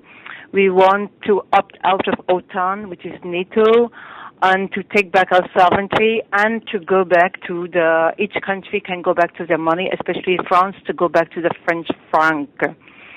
But the problem is that, France, like a lot of European countries, is a big socialist country. That means we have a big welfare state here. And as I was telling people today, if you want civil war here in France today, all you have to do is announce that the welfare will stop, and I'm sure people will take to the streets. So you will have to, it's very complicated when you have all these people very, very dependent on the state. People don't like the idea, and that's what I am going against here, especially here in Bordeaux. I imagine that's also in other parts of France, is that when you talk about change, people don't want to hear that they're going to lose benefits. And that is a problem. They are getting housing benefits, they are getting children benefits, they are getting unemployment benefits. And when you talk to people that is going to have to go, this dependence on the state, they do not want to hear about it. It's very difficult to get people away from that idea. But this dependence on the state was not, it's not so long that we had this, because it came long after the Second World War. Before, there was no state help, to pay your rent, to subsidize you with food or whatever. We did not have that. People were, and it's very hard to get people on the idea that they're going to have to work and not be dependent on the state. Is the mindset of the people of France, is it like America, Constance, where half the people, or maybe a little more than half, are just want to, or are, whatever the situation, are actually dependent upon the government? Is it like that, or are the numbers pretty similar? Yes, we have a very large welfare state here in France, and also with medical health insurance. We have a very, not only with the French, but we have a very large immigration population that is totally dependent on this welfare state. Wow. Everybody has a right to have welfare here, but that is a problem because people also don't realize people are very ignorant politically. They don't know about politics. They don't know, or they don't care about what is happening. They don't read. They're not informed, and that's also what we are trying to do, is to inform and educate the people. But we will have to see how they accept what we want to say, because not everybody is going to agree. Because when you say, okay, we want to go away from the euro, we want to go back to the French franc, but we need to make certain reforms, like to get away from this very huge welfare state that we cannot afford anymore. People are going to have to work, salaries and things are going to have to be readjusted, and people don't want to hear about that. So okay. At least we are having many of the same problems that you are seeing in America, but unlike America, we have less people talking about it. Wow, yeah, I don't know how much less, Constance, I got to tell you, I don't know how if we have any fewer people talking about what's coming. I don't think anybody's going to be talking about it. Seriously, it's really something. Now you mentioned Mario. At least you have so many radio shows. You have you yourself and your son. There is also Alex Jones. There is Steve Quayle. There is The Hawk. You have Mike Sav. You have so many independents that are talking and speaking. And here is a problem because we have different countries. We don't have one language.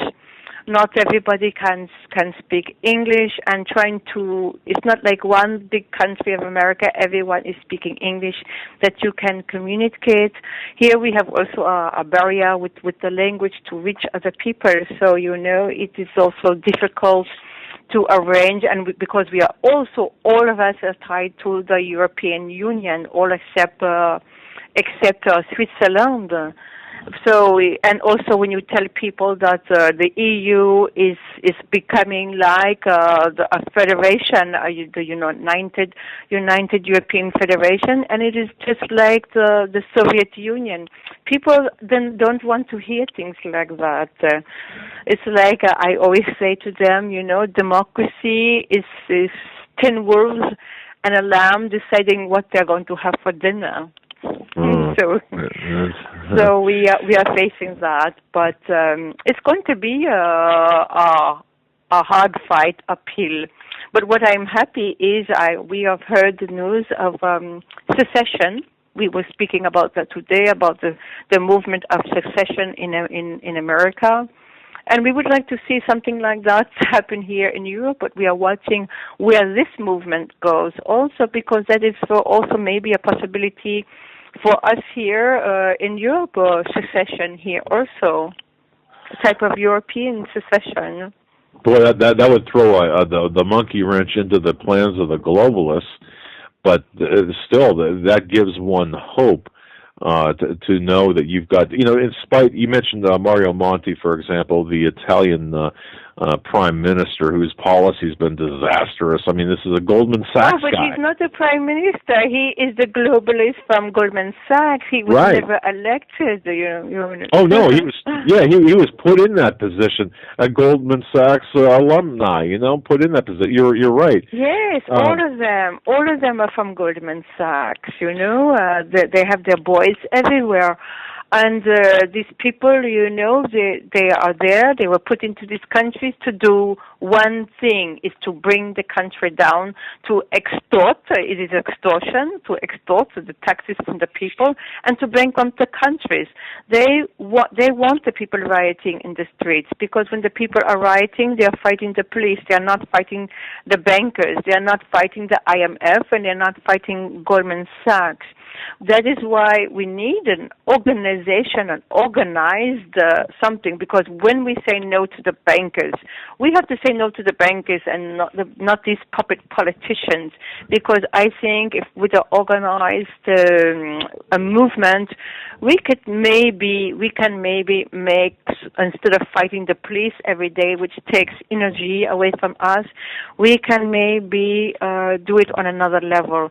But I think another big problem is the people are suffering a lack of morals, because it's not only the politician, because the politicians are a reflection of the people. And if the politicians are not having any morals and any scruples, it is a reflection of also what's happening with the people in the country.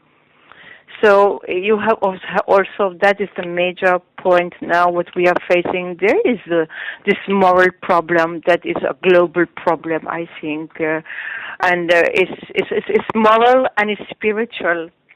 Because, like I was talking to one person the other day, and I was really getting upset because they were saying there's no God, and it's total nonsense, and the Bible is total nonsense, and we was talking exactly about this moral problem and also spiritual problem, because our politicians, what's happening in our countries, are a reflection of what's happening with the people morally and spiritually, because we are really morally and I think spiritually empty, and no political movement is going to solve that problem.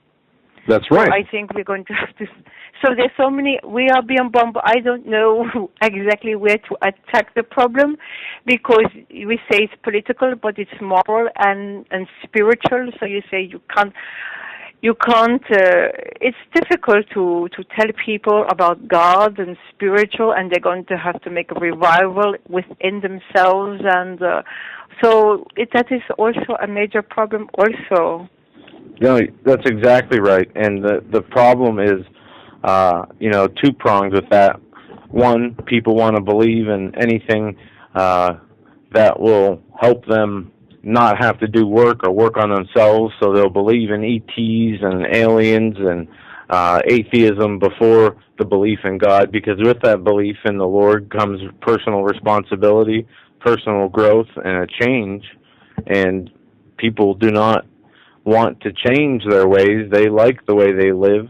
They enjoy the earthly things, and but I don't think they are so happy, because they are just buying, and as soon as they buy one thing, then that's satisfied for one moment, and then they have to buy another thing. So it's not even the earthly things that are satisfying. It's just covering up the emptiness that we are having inside of ourselves, and that is not going to solve our problems politically or spiritually or morally. We are going to have to really change totally. I think it has to totally break down to be rebuilt, but then when it breaks down, it can go in many directions. You're exactly right. You really are. Wow. Fantastic I tell update. you what, I will send you a copy of our pamphlet. It is in English. Oh, God love you. That's great. That's fabulous. And, we are working on. It's going to be twice a month. We are going to be doing it every 2 weeks, and we are working on the second one now. But we have just finished the first one, and we are waiting to see how people are going to receive it. We hope that it will help to educate the people here. So and this also, is Constance, you're doing this, right? Yes, you yes, are. Yes, Wow. I have written it. My English is not so good. I had to take a long time and to rephrase it. And the problem was we did not know at where we wanted to start because there are so many problems that we are facing. But we started with the first issue. We had to go back in time to explain things to people. We could not start right at this point of time. So we're going to do it. As we call it, step by step. Beautiful. That sounds fantastic. Constance, as always, what a fantastic update. Thank you so very much for everything. And I look forward to getting that, getting your publication and reviewing it, and certainly we'll spread the word for you, because everyone needs to be educated. Everyone needs to be informed. Really. And we are all connected because it is the same people that are pulling the strings worldwide, and things that are happening in America are happening also here in Europe. And we have diversions also, like the presidential election. That was a big diversion also. And now that it's over, the real agendas are coming. We can see them more clearly. So I will get that to you. One last very much. Constance, one last question here. How did your country and the people that you, I mean, the average person on the street of France, how did they react to Obama's reelection? Well, in France, they really was wanting Obama to win. I think that was the majority of the sentiment here in Europe, because as he was having charity dinners all over Europe, he was having charity dinners in Switzerland, charity dinners here in France, raising money for him. How does that work? And so. How does that work? Yes, An American president taking foreign money, aren't there laws against that? Yeah. Okay. Well, I didn't understand it myself because they all over during the summer and doing in September and October. They were having charity dinners in Switzerland and also here in Paris, raising money for Obama. But that is there is no more rule of law. With the elections, it is turning into a free for all. Everybody can have influence over the elections. Just like this one, I think it was the worst American election that in the history of America. It was terrible. Nobody understood. I don't think I have not still understood. The military has not voted, or did they vote? Did the votes come in? People were voting 2 weeks before, 2 weeks after. I don't know. We do not believe in the American elections because it was chosen, and we knew. I thought that Obama would win because I was going back to when the G12 meeting in Seoul, Korea, and he was sending messages to Putin to wait until he was re-elected. So I said that for me was a confirmation that he knew way beforehand that he was going to be re-elected. I agree. Well, as always, Constance, it's a pleasure. Thank you very much, and you have all a pleasant evening, and God bless you, a nice weekend, and to all your listeners also. Thank you so very much. Goodbye now. Goodbye. God bless you. A French correspondent in Bordeaux, France, Constance. What a pleasant lady there, and a lot of information. It's always great to get that. Something that I saw a report on earlier this week, which is France is arming the rebels, or starting to arm the rebels in Syria, and she did mention that, and they are doing that.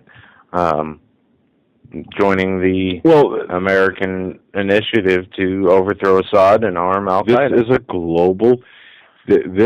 a global initiative. And think about that. The their new socialist president, Obama's buddy over there. Of course they're going to help. And we have to look at.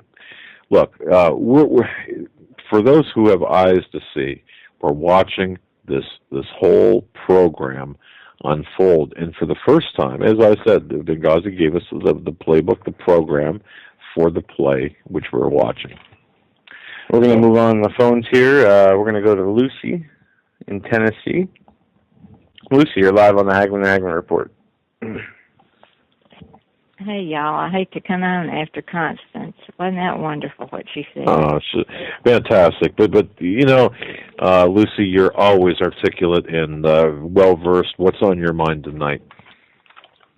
I want to ask you if you think that the Mexican gun, all that stuff, with Mexico and the illegal guns down there, if they aren't over there being used also to kill the Israelis. I just think all of this is connected. What would y'all think? To a limit, with respect to Fast and Furious, I do suspect that. In fact, there was a study or a research investigation done where the guns that originated here in the United States, where they were tracked, and there's a lot in Central America, and the amount of weapons and arms over there were sufficient or are sufficient to take care of that region. I don't see it as a cost-effective move to ship small arms from Central or South America, even if they made it that far to Jordan, Turkey, Syria, and whatever. But that said, the template that was used, and this is so important, Lucy, I think people have to realize the template that was used for Fast and Furious. It's the same. Absolutely. Yes, it is.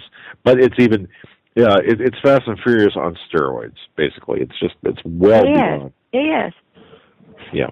Yes. So, and, I don't know if that answers your question, but that's, Well, it did. I mean, it's all the same, and all the stuff about Petraeus and all. I think I sent y'all some emails, but I look at him and I think how David in the Bible, was called a man after God's own heart. And what did he do? I mean, I'm not condoning adultery by any means, but he did commit adultery. He had people killed. Yeah.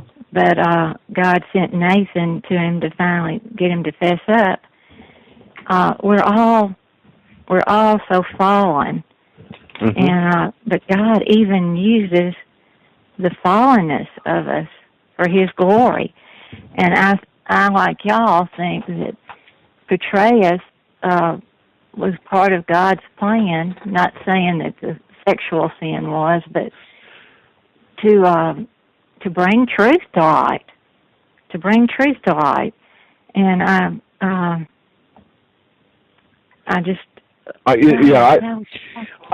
think God works in wondrous ways. I really do. That we won't understand beyond our understanding until we're with Him. Yes. Everything will be revealed in its due time, but we are just left with our spirit, with our relationship with Him, and what He tells each and every one of us individually. Yeah, isn't it? Yeah. It's so amazing to see, because we can serve, and this is something I was really thinking about, Lucy. It's one thing where we serve God as we live, and everything that we do during the day, and all of the things that we accomplish, we're serving a purpose, a divine heavenly purpose. And I think in this case, what happened, for example, in Benghazi, to lift, at least tear the veil of things. Stevens and others died for us to get a view into that plan. And I think that, so the Ambassador Stevens, his death served a purpose, a very huge, large, important purpose. And I'm not advocating. I'm not saying I'm glad that he was murdered, of course, but boy, his death did serve a purpose. And so God, God does use us both in life and in death as well, is my belief. Yeah. Amen. And we just got to keep praying that truth will come out and that we, as God's people, will have His discernment. That's so important. So important. Absolutely. You got that right. Yes, it is. And next week I'm going to be with relatives who think I am crazy as a kook. Isn't that always fun? And I'm sure that there are many on this line that are going to be around situations like that. So let's all pray for each other that we will just radiate Jesus and show His kindness to these who are walking in darkness.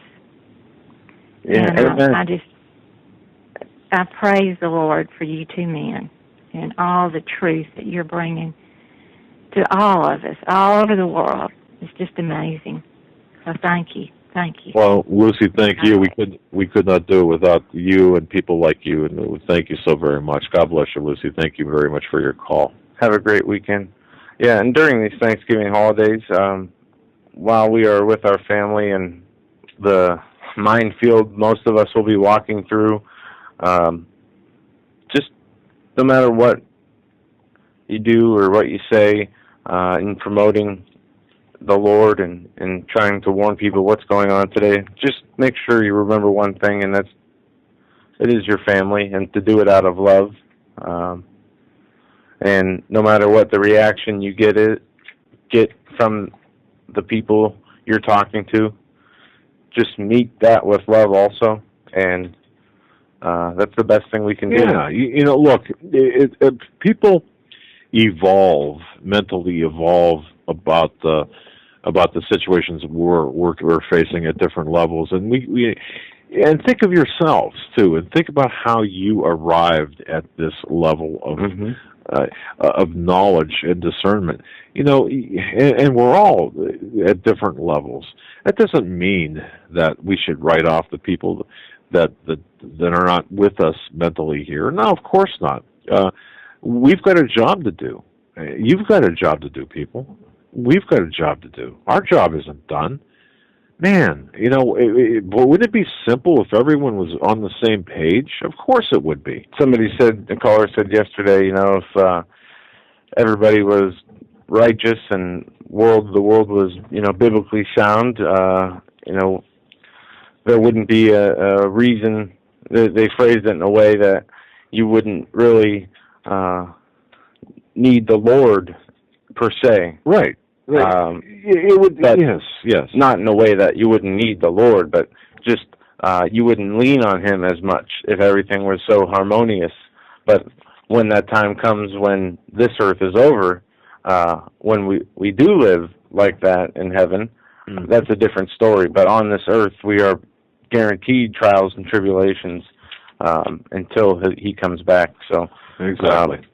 Yep. But we just have to overcome those, and to do that with others, with friends, with family, and as you alluded to about how each and every one of us came to where we are today. 5 years ago, I wonder how many of us would be receptive to certain things that today we all agree on. And if Steve Quill for one person would have just said, you know what, I give up. I mean, I wouldn't be where I'm at mentally and with that level of understanding. And the people that give me information from the intelligence community, and look, you know what really amazes me, just kind of talking here like a roundtable discussion, how much the information, like for example from Steve Quayle, some of the most I don't want to say insane, but some of the most twisted information that you could think of and I don't want to blow people out of the water here, but some of those, like, information of nightmares, that makes nightmares, how close that is to the information I'm getting from the intelligence sources I have.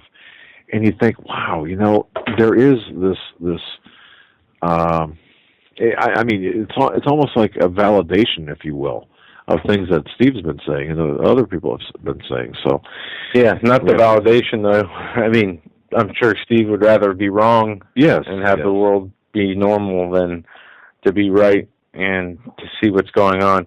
One story I want to hit, and we'll sneak a phone call in before the break and take your phone calls for the rest of the show. The opt-out week is coming up in a few days, and this story I saw is perfect as to why we need to stand up against this tyrannical TSA agency.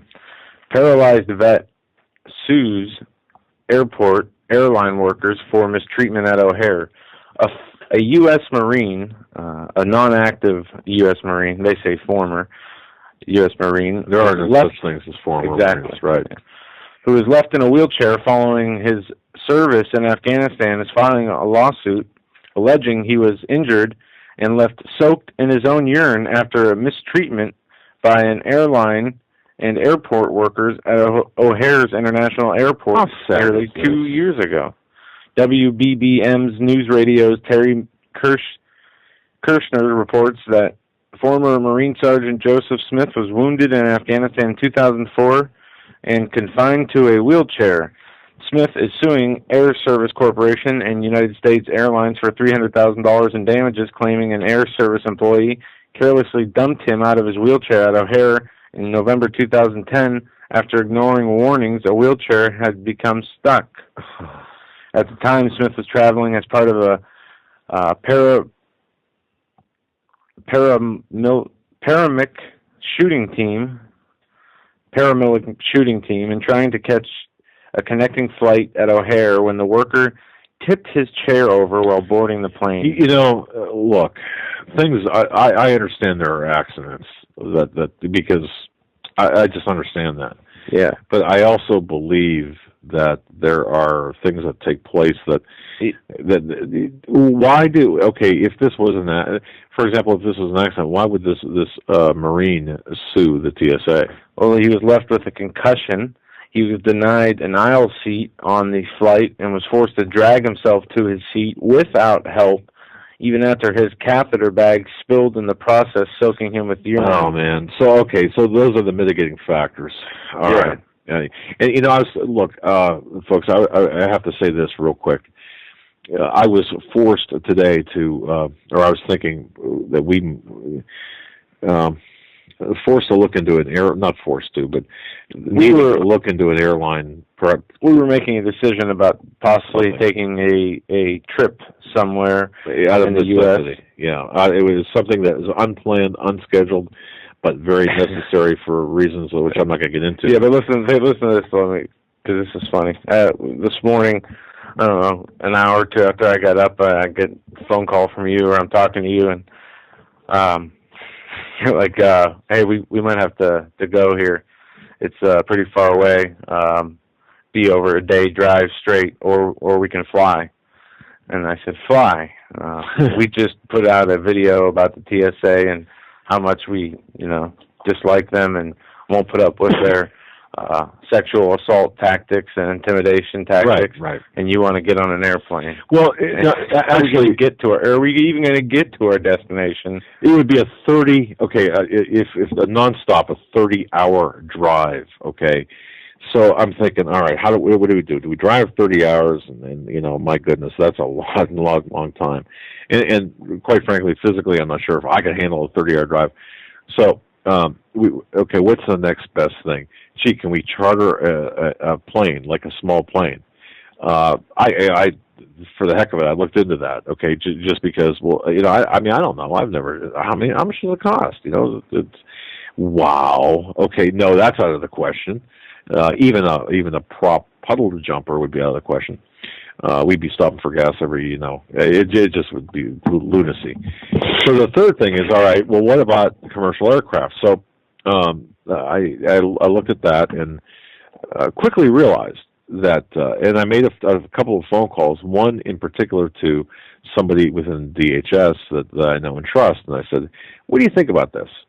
What are our chances? And he couldn't stop laughing. Okay, and this is a true story. He could not stop laughing when I asked him that question. He said, yeah, you want to be stuck in, first of all, if they let you on a plane, you're guaranteed. You are absolutely positively guaranteed that if they let you on a plane, that you are going to be punished. And after all of that, it really, I mean, he laughed, and it was kind of funny at the time. But after all that, I talked to my wife and I said, you know, what has America become? I mean, seriously, what has America become? Well, we're having to have a conversation if we can even board an airplane to travel within the continental United States without being arrested, stopped, or denied access to the travel. You know it's a sad state of affairs. Folks, we're up against the top of the hour break. Stay with us for the last hour. Give us a call at 661-244-9839. We're going to get to all the callers that are in queue and any more that want to join in. Tell us what's on your mind. Absolutely. New callers, we'll put you to the front of the line.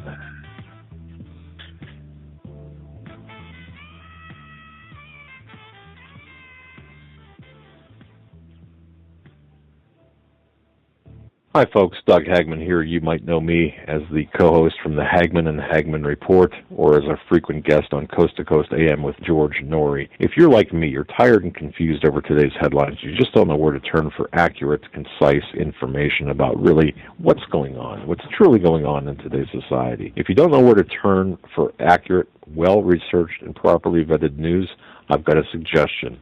In fact, it's a requirement. Bookmark Canada Free Press. That's CanadaFreePress.com on the Internet. It's just not for Canada. It's for news across the world. Judy McLeod, founding editor, has put together a vast array of talented writers like Kelly O'Connell, Daniel Greenfield, Dr. Eilena Johnson-Powell, a lot of guest columnists, very talented writers. Folks, that's Canada Free Press at CanadaFreePress.com. Now mobile friendly. Follow on Facebook, because without America, there is no free world. Survival of the fittest. In any and all situations, survival is your number one priority. That requires being tough and thinking smart. And the folks at Freeze Dry Guy are going to help you do just that. They have a long-range patrol ration entrees, what they call the Brick Pack. When you're in survival mode, it is absolutely the best item for your survival pack or bug-out bag. You can go farther, faster, and carry more food with the LRP cold weather ration entrees. Not only do these long-lasting, durable entrees help sustain you or your family through the harshest environment or situation, they are by far the most delicious of their kind. No contest. With a variety of tasty entrees, you can't beat the LRP Brick Packs. Let Freeze Dry Guy help you in your survival situations. Go to freezedryguy.com. That's freezedryguy.com. Or call 866-404-3663. That's 866-404-FOOD. Hey listeners, have you tried Nootropic yet? No? Why not? Look, you can get 10% off if you go to HomelandSecurityUS.com. HomelandSecurityUS.com. Click on the banner for Nootropic or MindRegard, or just go to MindRegard.com. MindRegard.com. They are offering a wonderful product, dietary supplement. I take it. My family takes it. It increases the cognitive abilities of your cognitive abilities. It supplies blood flow to the brain. You know, with our modern corrupted diets from genetically modified foods and such, with the pollution that we're exposed to, whether it be chemtrails or the fluoride in the water, whatever, we're not receiving the totality of proper nutrient support. So it requires supplementation. You can change all of that. I'll tell you how. Go to mindregard.com. That's mindregard.com, and tell them the Hagmann and Hagmann Report sent you, and this will give you a fully Just a great mix of various nutrients, providing antioxidant support, healthy cognition, mood enhancement. It's a combination of Western dietary supplements products. It is a fantastic product. I recommend it to all my friends, all my family. And I'll tell you what, Christmas is coming up. What a great stocking stuffer! And once you, I'm going to tell you this: once you start taking it, you won't want to stop. That's mindregard.com. Mindregard.com.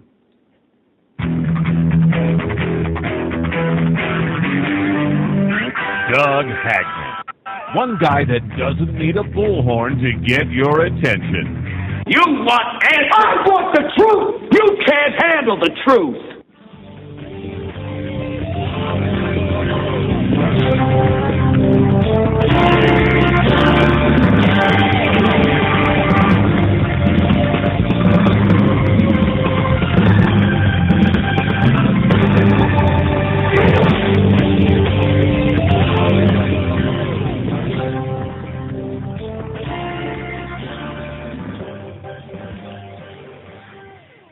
Welcome back, ladies and gentlemen, to our third and final hour this Friday, November 16th, 2012. You're listening to the Hagmann and Hagmann Report. A couple of announcements we want to make here. First, Sunday night from 9 to midnight, we will be doing a show with Steve Quayle. The title of that show, you have it over there. What, you don't? I gave it? No, I gave it back. It is... no, I'll tell you what it is, folks. I got to tell you, I talked to Steve this morning. This is going to be a great show. Sunday, 9 to midnight Eastern Time, or 7 to 10 Mountain Time, 6 to 9 Pacific. The title is this: Total War Declared Against Jesus and His Followers. And, you know, Steve talked about this title before. We talked about it together. And he said, you know, I'm done talking about news and analysis, analyzing news. We have to address the spiritual war that's been declared against Jesus and against Christians, against the people who are followers of Jesus. And I got to thinking about that, and I thought, wow, what, you know, isn't that really what's so important? This is going to be a very spiritual program. So if you don't want to hear spiritual things, don't tune in. But if you want to know how to prepare mentally for what's going to be taking place, if you want to understand the level of evil that has been pitted against the name of Jesus and His followers, definitely tune in. It's not during our regular broadcast time. It's extra. That's Sunday, November 18th, 2012, 9 to midnight Eastern, on this very program. And then, Joe, we had set up, too, Vinny Eastwood from New Zealand. Yep, we were on his show. You can go to our website, HomelandSecurityUS.com. Go to, I think it was Wednesday. Yeah, it's right on the front page there. You can see it. You could listen to it, listen to the archive. What a fantastic time. This is a young man from New Zealand, Vinny Eastwood. Yeah, he's 27. He's 2 years younger than me. Very articulate. Smart, on the ball. Witty. Has a little bit of humor thrown into his show. And you know, in this convoluted sort of way, you know why I like doing his show? Because the people out there, I heard from some people out there, hey, I like your accent. I'm thinking, wait a minute. Okay, so I see everything's relative, folks. So this is going to be a great week, a great week. And then Lindsey Williams, after the 1st of December, is coming on. Other people were making arrangements too. This is a rough time of year with Thanksgiving and such, but that's going to be fine. Yeah, we're going to be working on that. So, and folks, we're put. If you're a first-time caller, we're going to put you at the beginning of the line. But in the meantime, Joe, what do we got? We have. Let's see. We took Lucy. We're going to go to Jason. I know some people dropped off, I believe, at the top of the hour, or I might have hit something that made them drop off. But if we got... no, I'm here. Yeah, we're going to Jason. Jason, you're there. How you doing, my friend? I'm here. I'll make it quick. I That's just all right. want to channel... No, it's all right. I'll make it quick. I just want to channel Pastor Paul Begley right now. You ready? Are you serious? What? Are you serious? We are witnessing prophecy take place right before our eyes. Every second in Israel right now is prophecy taking place. So I just want to throw it out to the believers right now. Get ready. Jesus is coming. It's so close, guys. Just keep the faith, and I'll hang up. I love you guys. Jason, God bless. Jason, hold on. Oh, Joe. Whoa. Don't be so quick, Okay, my friend. all right. I'm here. That's racist, and I'm calling the FCC. Fine. Do it, Joe. No, folks. I love you guys. All right, my friend. Take care, Jason. God bless. Bye. For those of you that don't know what I was mentioning there, if you go to yesterday's archive show on BTR, there is comments from Facebook comments about the show, and somebody said, is this the I Hate Obama show? Oh, yeah. And then they said, somebody needs to call the FCC on these people. This is racist. This is not freedom of speech. This is hate speech. Oh, yeah. I just thought that was funny. But I want to say this, if they're listening, call in, please. And I'm serious. I want to have a discussion. I want to know why you think it's racist. You should see my inbox with these people. Holy cow! I mean, you open up an email and flames come out of the computer. I mean, seriously. It's. No, I just thought that was funny because. Oh yeah, out of all the crap that we get, that was funny. And we've been. I mean, personally, I've been threatened with FCC. Let's see. I don't know, maybe half a dozen. Just to hear in the last 48 hours, half dozen FCC stuff. Call them. They might learn something. Or well, I'll pick tell up you on what. A thing or two. Yeah, and in fact, several have said we're going to petition Blog Talk to have you removed. Others have said that we are race baiters. That I can go on and on, but you know what? I'm not going to even address my critics unless you've got the guts, the intestinal fortitude to call. Then you're just nothing. So that's that. All right, we're going to go on 773 area code. We're coming to you now. Thanks for holding. You're live on the Hagmann and Hagmann Report. All right. We finally made it. Good evening, gentlemen. Good. Hi. So I wanted to know if you... Yes, hi, Joe. I wanted to know if you received the article that I emailed you Tuesday about the RFID implant Obamacare requirement that's scheduled to start in March 2013. I do have it right here. I read this article. I'm pulling it up right now. I bookmarked it. This was something that Pastor Begley brought to my attention a while ago, and I've talked to my father about this many times, and I'm not sure if it is going to be mandatory, but one thing I do know off the top of my head that they are moving toward a implantable microchip device for all your health information, health and financial information. Now, the only question is, when will this be mandatory? Because I don't think it will be mandatory in 2013. Okay. But the article that I read stated that as of March 2013, they're going to move into the national ID card and will quickly transition into an implant. Okay? Yeah. I have two questions that I'd like to ask before I hang up. But even before that, I want to discuss something about the end of the article that I was reading. They were saying that this isn't the much prophesied mark of the beast. Okay? But I know from my experience that even individuals with doctorates in theology, televangelists, and pastors can't even come to an agreement as to whether or not the rapture will really occur. How will anybody ever agree that this could or could not be the mark of the beast? Well, that's... To me, implants to me would be degrading.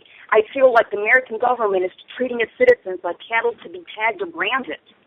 Yeah, you're exactly right. And one thing I want to say about this, how would we know if, you say people can't agree on the rapture or the timing of the rapture? That is true. That it is not so clear in the Bible for some people, and myself included. It's taken a long time for me to understand. But and let me with the mark of the beast, it's very clear. Yes. Nobody will be able to buy or sell. All men, rich and poor, will be brought down and made to be taken this implant, this chip, this mark, whatever it is, and you will have to do that. And if you don't do that, you will be unable to buy or sell, or that's be killed. One thing. That's one thing everyone appears to agree on, caller, is the fact that, you know, and my question was, can you be tricked into taking the mark? Can you be tricked, or no, it's going to be a willing process, a knowing decision. It's going to be something that you will know what you're doing. It's going to be a conscious decision. Now, what you said about the RFID... You know what, guys? But go ahead.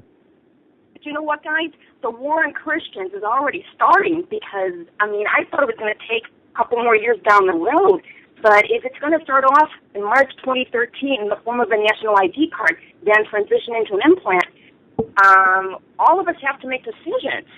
Yeah. Okay, I just want to ask 2 quick questions and then hang up. First of all, do you guys feel that we can fight this requirement? And 2, I'd like to ask the people in the chat room if they would refuse to receive this implant, even if it meant they wouldn't be able to receive medical care. Yeah. I'm going to hang up now. God bless you guys. Bye. God bless you. Thanks for your call. I'm going to address the question. Regardless if this is the mark of the beast or not, I would never let a government agency or anybody else for that. I wouldn't even let my father implant a chip in me to track me. I've tried, okay? I've tried. So, regardless if it is the mark of the beast or not, they're not getting a chip in me, even if it means I have to die because of it. And I'm with you there 100%. No one is, you know, isn't it interesting how the technology has arrived at this point where they could put your entire medical records and whatever, for all kinds of information on such a small device. But you know, is the RFID technology going to usher in the mark, or is it going to be a tattoo or something? Look, the way Bible prophecy is moving right now. Yeah, it's going quickly. Yeah. Think about this, though. When we first learned about this March 23rd, 2013, right. March 21st, 2013, mark, chip, whatever, a year ago when we learned about it, it wasn't even in my mind that, no, there's no way they could make it mandatory and start chipping everybody. Right. The way I see things from today, you can't discount that. Yeah, it's completely different than it was a year ago today. Yeah, and the caller made an interesting point, too, about the persecution of Christians. And one thing that we do know, Jesus did promise, and I use that word somewhat with some license here. Jesus promised that Christians would suffer.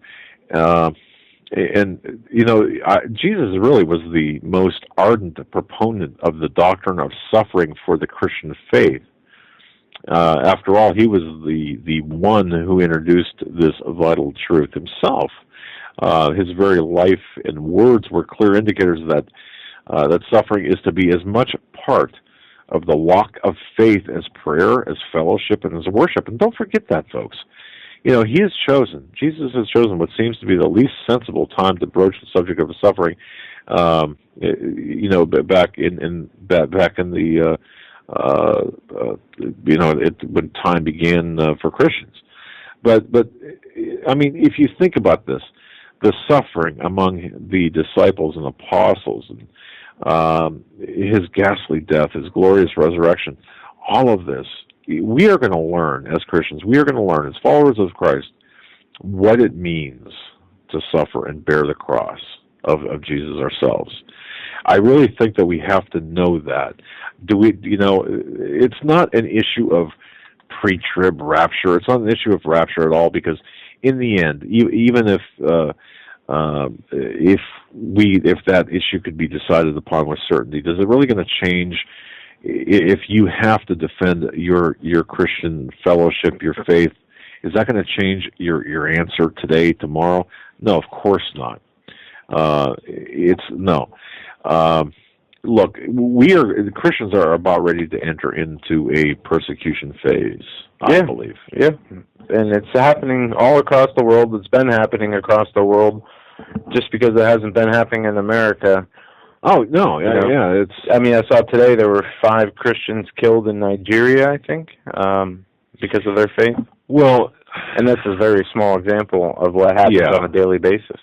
And look, the current, and look at it this way, in my view, what we're seeing as far as Christian persecution, it's going to lead ultimately to a terrible bloodshed to be brought about by the Antichrist during, what the Bible calls the Great Tribulation, but the long and short of it, in my view, is that we, the true believers, the followers of Jesus, we are going to see suffering for our faith.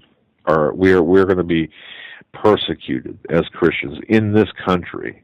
Look, under Rome, I mean, the Roman Empire, Christians suffered for what? Well over 120, 30 years of active persecution. I mean, they were thrown literally in the Colosseum where the gladiators had games, and this is the Romans, this sort of circus, give them bread and a show, and they'll be distracted from the reality. They were feeding Christians to lions because they would not practice the Sunday laws. Football game. Yeah, they would keep the Sabbath day, the true Sabbath day, holy, which is Saturday, and because they followed that, they were thrown to the lions and put in for sport, persecuted for sport because they would not worship on the Roman Sabbath, pagan day. And I shouldn't even call it a Sabbath day. The Roman pagan day they called, or they tried to change to the Sabbath day, which the West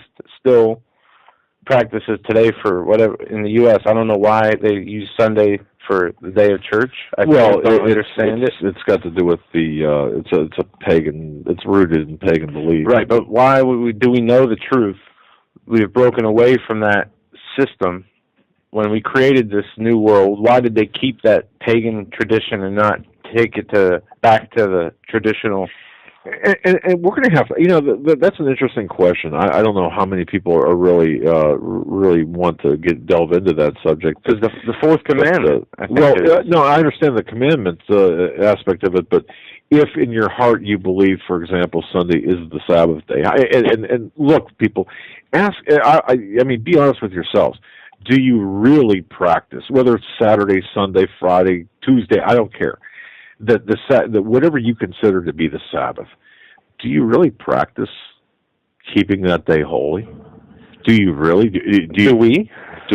No. And I have to say, honestly, no. I mean, I lately I've been, to be honest, I'd say maybe one Saturday a month I'll remember, and try to do something extra, which, but in my mind, it's like trying to make up for it, and that's not right.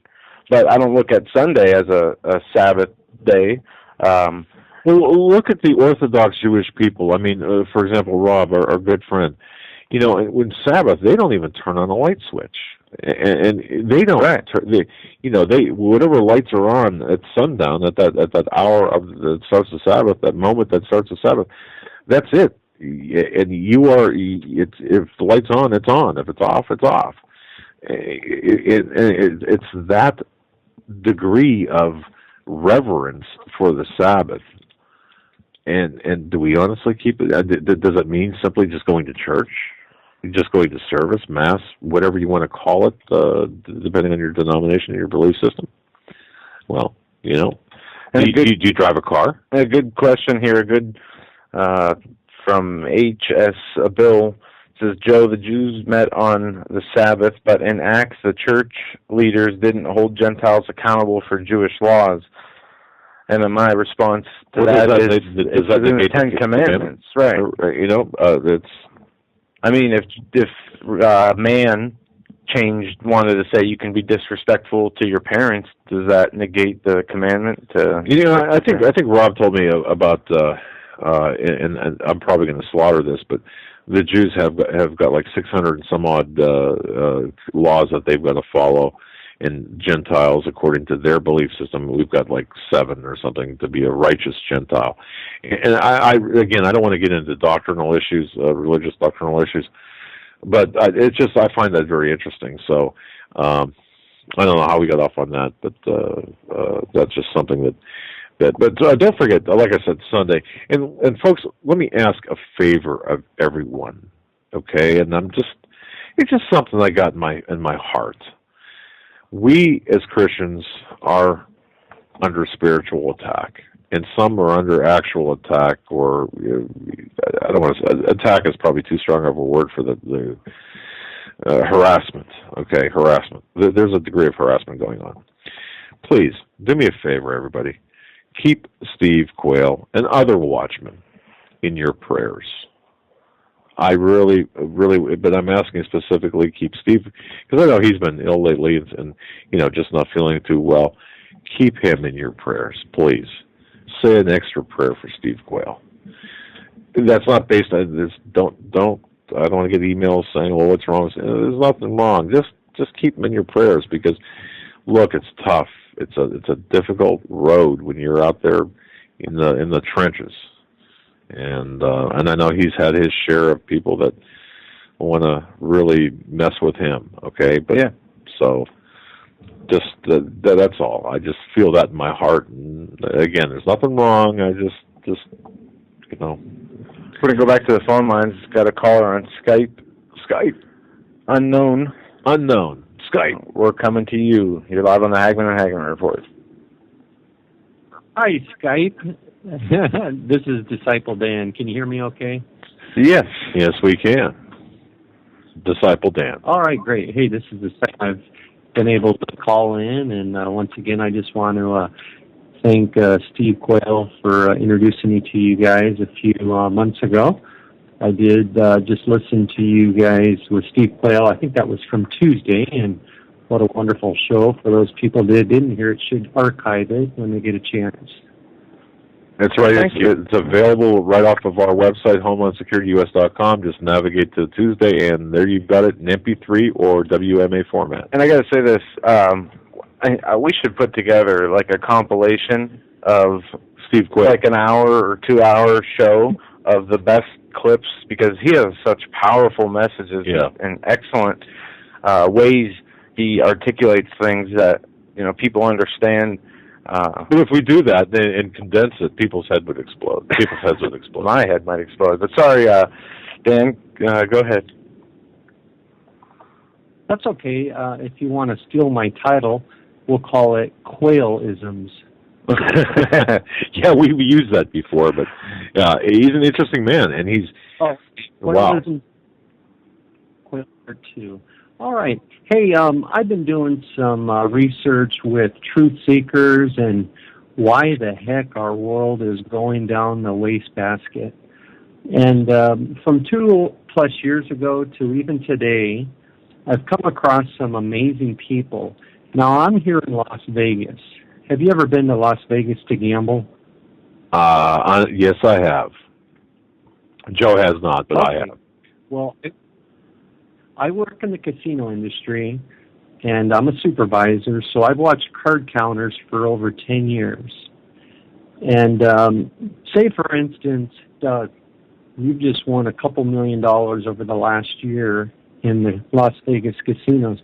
You've gone to 100 different casinos, and you're a card counter, and you count the deck on Double Deck, and boy, all these casinos know you, so you change your name. Well, that doesn't work. You change, maybe you grow a mustache, you grow a goatee, you change your clothes, you grow your hair out long. You've got kicked out of 100 different casinos.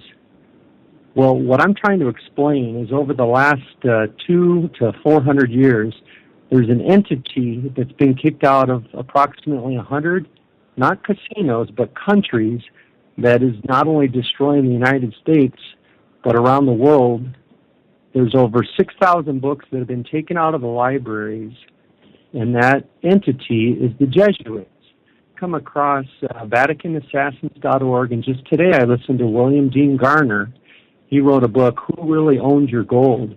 And he basically is explaining about how diabolical these Jesuits are. And I'd like to get your comment on these, how should I say, destroyers of mankind. Wow. Well, okay, we're getting a lot of feedback. I'm sorry. Disciple Dan. I'm getting a lot of feedback here. There are some, there are numbers of things. For example, Malachi Martin's book on the Jesuits. I'm not sure. Are you familiar with that? The book was written back in 1988. Father Malachi Martin. Malachi Martin. Yeah, I think the Jesuits did a good job of killing him. Okay. Malachi Martin, Father Martin, spoke of and bemoaned the fact that the Jesuits used to be the Pope's men, the Vatican men, but that's no longer the case. And he gave a lot of examples of what he considered to be Jesuits betraying the Catholic Church.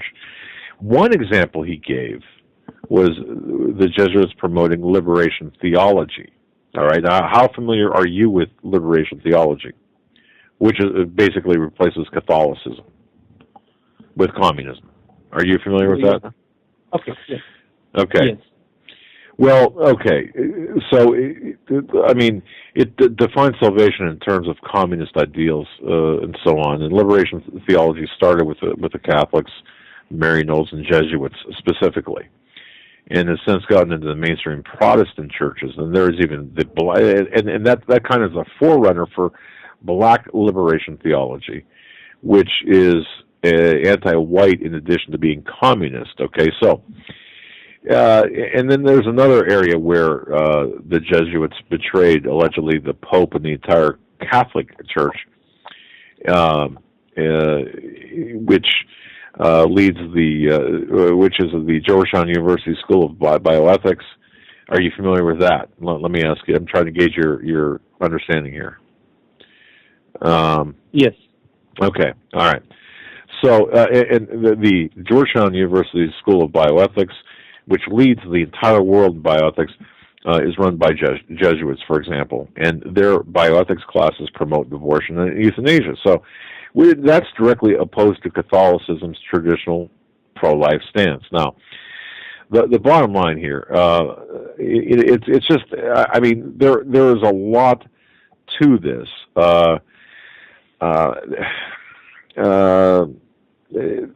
I mean, we could spend an entire program on this, honestly. I'm just not sure how far to take this in terms of their place, their current place, and I emphasize current place in history. What do you think about this? What do you think about their current place, their current lot in history right now, their agenda? Because bear in mind, there's a lot of propaganda out there. Yeah. Well, all I know is whether it's the political debates, the votes. I think Steve Quayle from a couple years ago, when I listened to him, we're looking for a political solution to a spiritual, we're looking for a political solution to a spiritual problem. And it's basically God versus the devil, or if you want to do it in layman's term, good versus evil. You take an O out of good God and you put a D on front of evil, and you got devil. You got God versus the devil. Satan, God, we know who wins in the end. And I think that listening to this William Dean Garner, and I think he does a lot of talk show hosts, and I would pray to God that one day you guys could get him on to get more of this explanation from him, or from VaticanAssassin.org with Eric John Phillips. But what's going on right now is that approximately $2.3 trillion last year was taken from taxes from the common person in the United States, and all that money, that $2.3 trillion, goes right to the Federal Reserve that's owned by the Jesuits. So we're in bondage to them today. Well, I understand that, and I would say this, okay? When you talk about the Jesuits, for whatever reason, I've got a hard time articulating this, saying that word, but it's interesting to look at this group of people, But that is, to me, that's akin of saying, well, the Jews own all of the banking systems and all, they're the result it's a Jewish dominated system. It's a satanic system with factions of different names, and Satan, when he comes back to infiltrate this earth as he's doing now, he's not coming back to infiltrate the atheist. He's not coming back to infiltrate the evildoers. He wants to infiltrate the church of the Lord. And that's where he will come in and pervert everything, is in the churches that preach the true word of Christ. And what happens when we start talking about this, caller, to be honest with you, is a lot of people, and I'm not saying this about you, certainly not about you, but many people will grab onto something like this, as they do with like the Zionists and Jew, and they'll grab onto this and take this and say and use this broad brush to paint all, for example, Christians now are just stereotypes, right? When it tends to stir up the division that's really kind of impractical and that benefits no one. But from a retrospective point of view, or is this happening widespread? Well, no, it's the globalist secularist agenda that is really pushing this. That's not to downplay what you're saying. It's just to put it in perspective. I don't know if that helped or not, but there's a lot of history there. Of course, we can go into the Jesuit extreme oath of induction, and so on and so forth. But that said, at this point in time, we're in a quagmire, and one heck of one. And it's the spirit of the Antichrist, not just any one particular group. I don't know if that helped or not, but I'm not trying to. I'm not trying. I think that really helped. I think if you just go back to the nuts and bolts of it, it's God versus the devil, or good versus evil. I mean, Satan or the devil is going to use his adversaries, and whether he's using the Jesuits or the Freemasons or your next door neighbor to do something bad to you, and God wants us as believers in Christ to spread the good news. He doesn't go and say, expose every Freemason or every secret society, but he wants us to get everybody born again. So, it's a quagmire in that respect, but I think in the simplest terms, it's good versus evil. Yeah, right. You hit it right in the head. It's that at the very base, at the very core, the bottom line is good versus evil. The spirit of God and Jesus versus the despicable, demonic, incestuous infusion of evil that we see in everyday life, man. And I'll tell you, and the battle we're seeing here play out on Earth in Israel, in Europe with respect to the riots and such. Look, it's also being fought on a spiritual plane, and that's what we have to, and that's what Steve Quayle's going to address on Sunday as well. So, you know what? You're 100% accurate when you say that. Good versus evil, you're doggone right it is. Anything else? Disciple Dan, anything else? Yeah, I have one last question, and this has been going on through the chat rooms over the last couple of years, is, of course, some people say we could be using the Antichrist newfound wealth to spread the good news of Jesus Christ in these end of the ages, or some people say end of the world. I think of ages. And there's been rumor out there with Vietnamese dong and the Iraqi dinar that could actually revalue, and believers in Christ could become multimillionaires and spread the good news. What are your thoughts on these two currencies that could actually spread the good news through this newfound wealth? I'm not sure I understand that question, but if you're saying, like, for example, I'll put aside those currencies and just say this about wealth. Anybody who is, in my opinion, who is wealthy, rich, however you want to put it, and what we have to understand, people who are rich have these, huge mansions and 3 houses that, with 50 bedrooms in each one that they hardly stay at.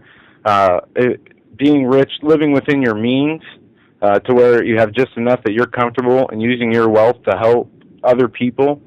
But I think what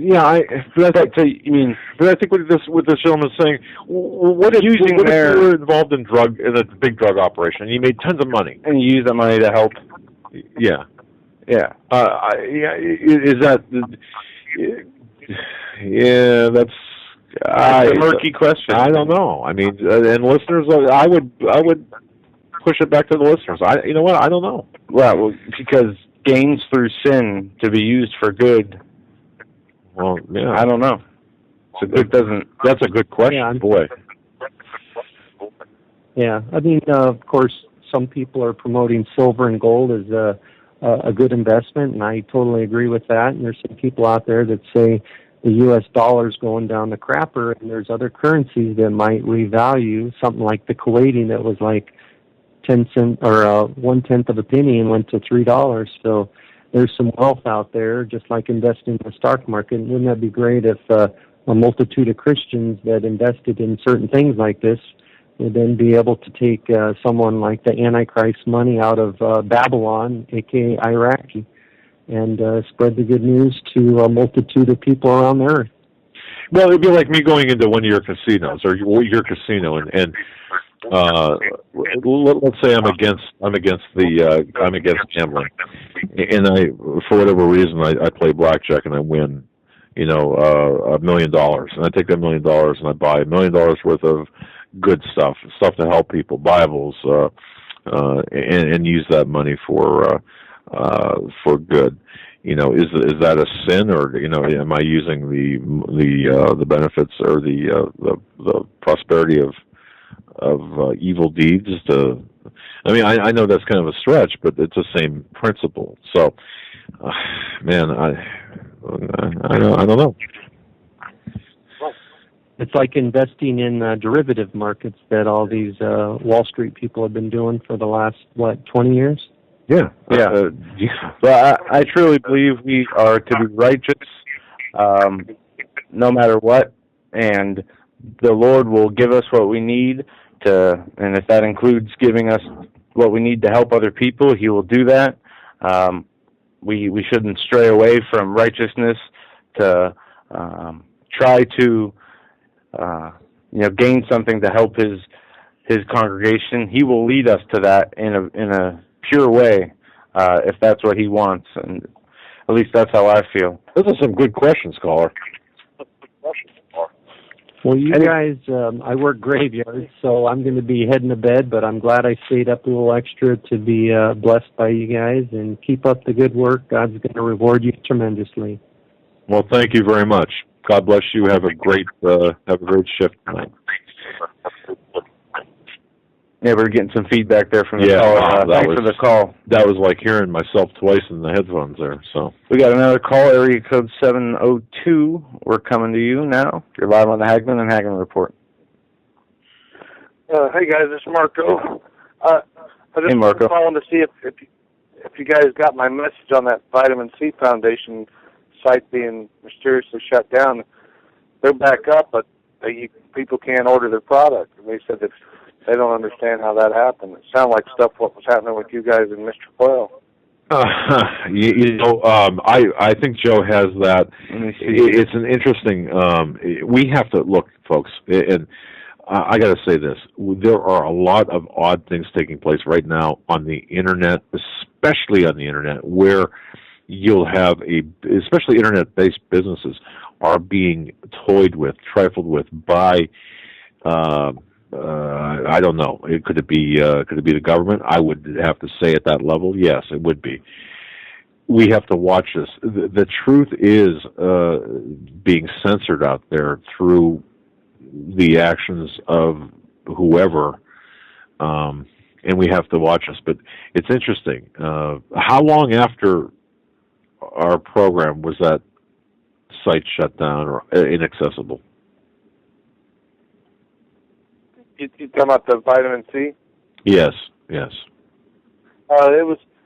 couldn't access it for a day, and then today it came back up. But you can't order anything from their site, and and that's a very important site, and because they're the only ones that sell vitamin C as the ascorbic acid as that's not from China, because 99% of the and they say that they've been finding the antifreeze in the vitamin C from China now. So I heard that.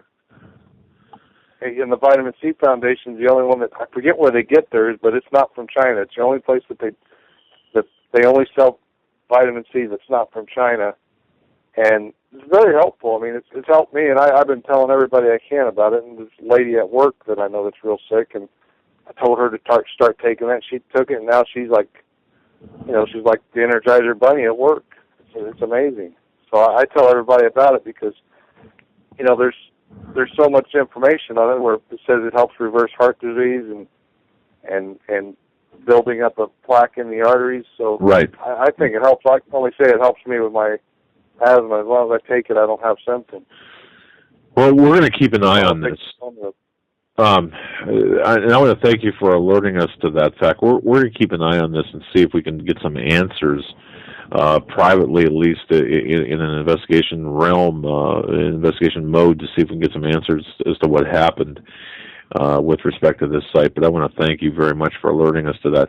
Anything else on your mind tonight?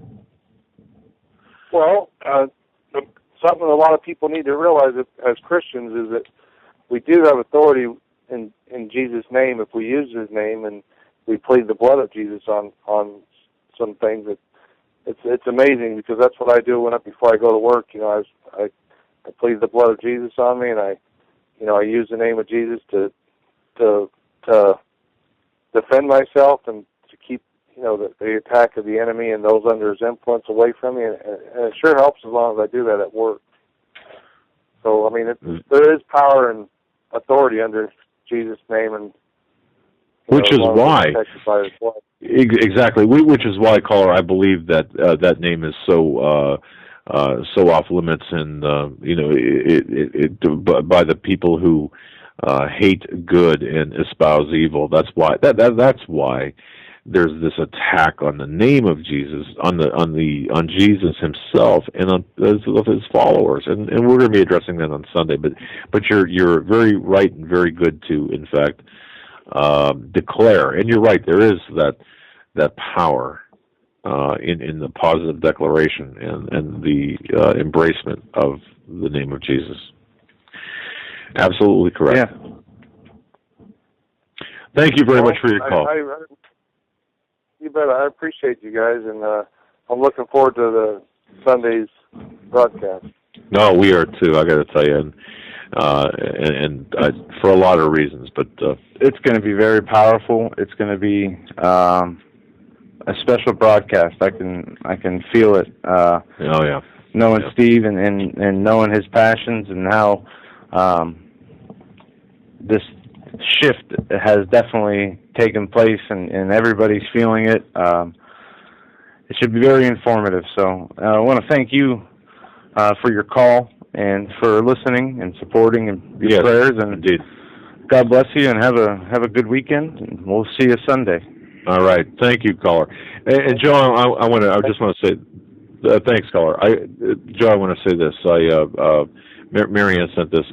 This regards reference to a question we had earlier about which day to worship. From the Scripture, and thank you, Marianne. From the Scripture, which day to worship? Romans, chapter 14, verse 5 and 6. Listen to this, because man, this is powerful. With regard to which day to worship. Now, this is Romans, chapter 14, verse 5 and 6. One man esteemeth one day above another, another esteemeth every day alike. Let every man be fully persuaded in his own mind. He that regardeth the day regardeth it unto the Lord, and he that regardeth not the day, to the Lord he doth not regard it. He that eateth, eateth to the Lord, for he giveth God thanks, and he that eateth not to the Lord, he eateth not and give God thanks. In other words, what I get from that, and sometimes I get, sometimes I look at the words and think, wow, how cumbersome is that? But if you think about that, one man esteemeth one day above another, another esteemeth every day alike. Right there. And one thing that in the chat room people were talking about was, the Sabbath being the day to worship, or how there should not be only one day to worship. You should worship every day. Well, there it is. But I never 14:5-6. I never looked at it like that. I've always looked at it as you worship every day, but that's the day that you dedicate your day to your prayer, your meditation, to fully and your rest and your spiritual and mental health with the Lord.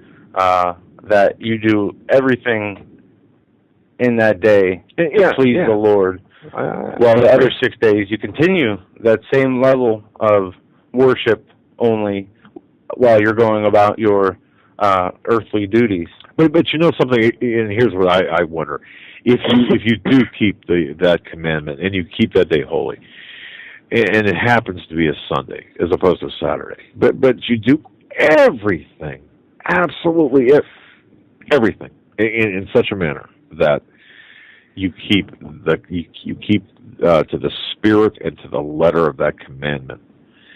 Is it going to at the end of the day? Is it going to matter whether it's a Saturday or Sunday? No, and this is something that we need to talk about in the coming shows, because there's a lot of debate in Christian theology that says Christmas is a pagan holiday, and to an extent it is. With the gifts and the materialistic nature of it, but the Lord knows what's in our hearts. Yeah, that's very and true. If you're truly celebrating the birth of the Lord, and that is the most important thing to you on that day, He knows that. That's right. And He's not going to punish you because you.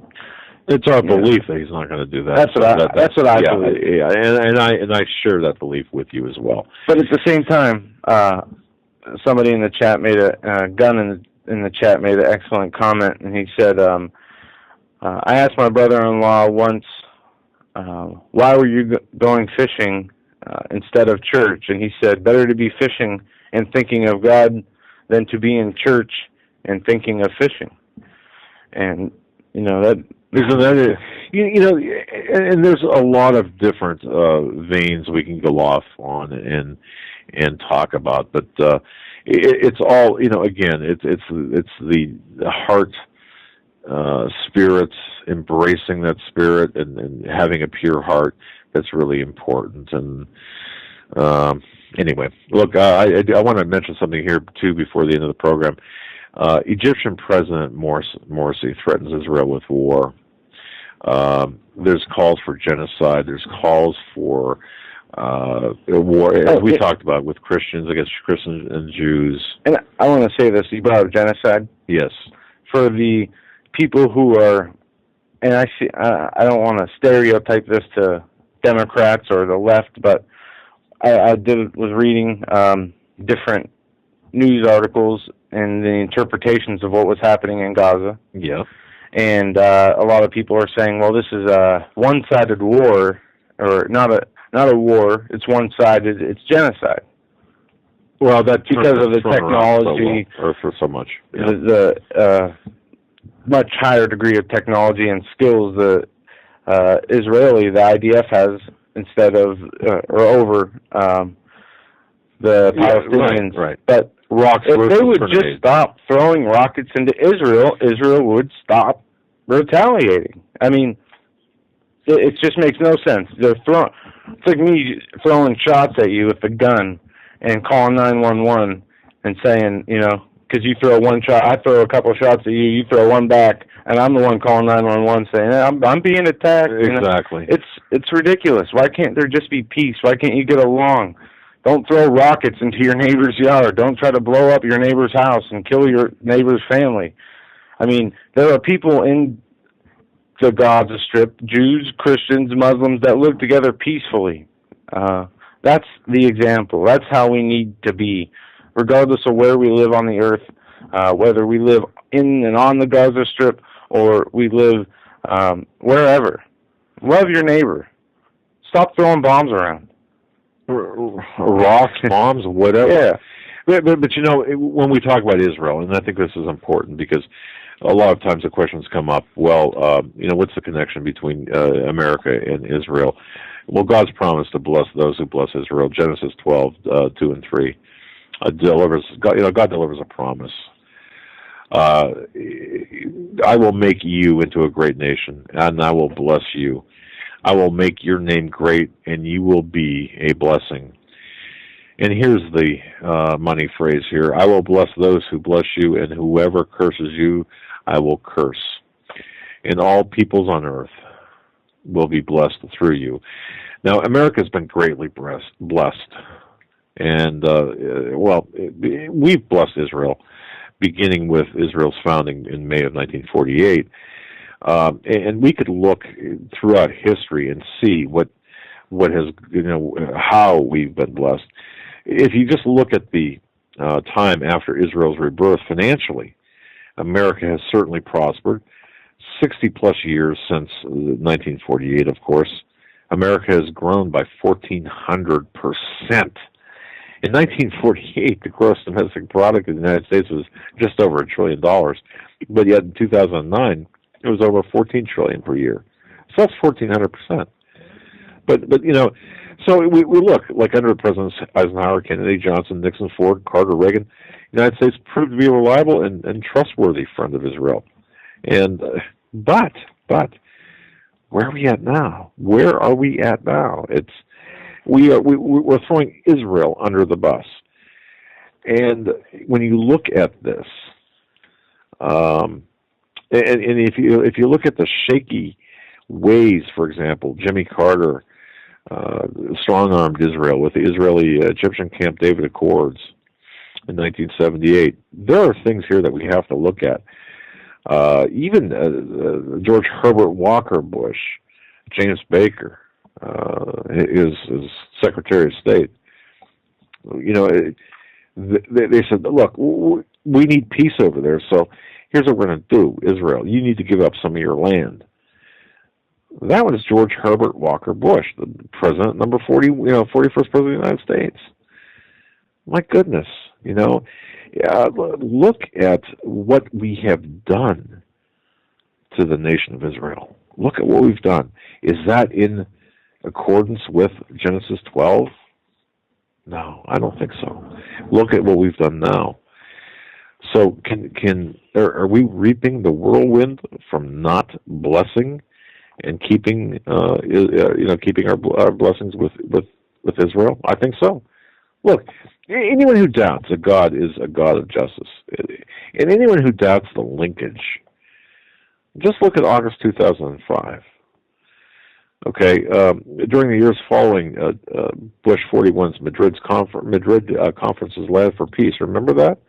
Well, the United States, excuse me, both the Democratic and Republican factions. There was a specific focus on the Gaza Strip at that time. Under U.S. pressure back in 2005, the U.S. forced Israel. August of 2005, I believe it was, to send its own defense, IDF, the Defense Force soldiers, throughout Israel's settlements in Gaza to serve eviction notices on the residents there. I mean, my goodness. Many of these people lived there for their whole lives, 35 years. And they were forcibly removed. 55,000 Israeli soldiers, 8,000 police officers were called in to enforce the eviction at the urging of the United States. Condoleezza Rice, back in 2005, said that Gaza was just the beginning. Just the beginning. 90 seconds. What happened after that? What happened? Well, remember the hurricane? Remember Louisiana? Katrina? Measure for measure. folks, thank you for putting up with us tonight, and I hope you all had hope you thought the show was great. Yeah, I hope you had as much fun as I did. Yeah, it was a good show. And we look forward to continue to have these wonderful shows with 60 you. 60 seconds. Yeah, we just want to thank everyone for your support, your kindness, your spreading the word about this program. I mean, really, it is such a pleasure. And I know a lot of people that listen to it archived don't get to enjoy the chat feature, but there is really a family growing in Christ in this chat room. And God bless you guys.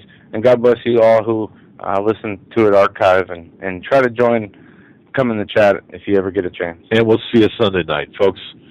Hagmann and Hagmann signing off.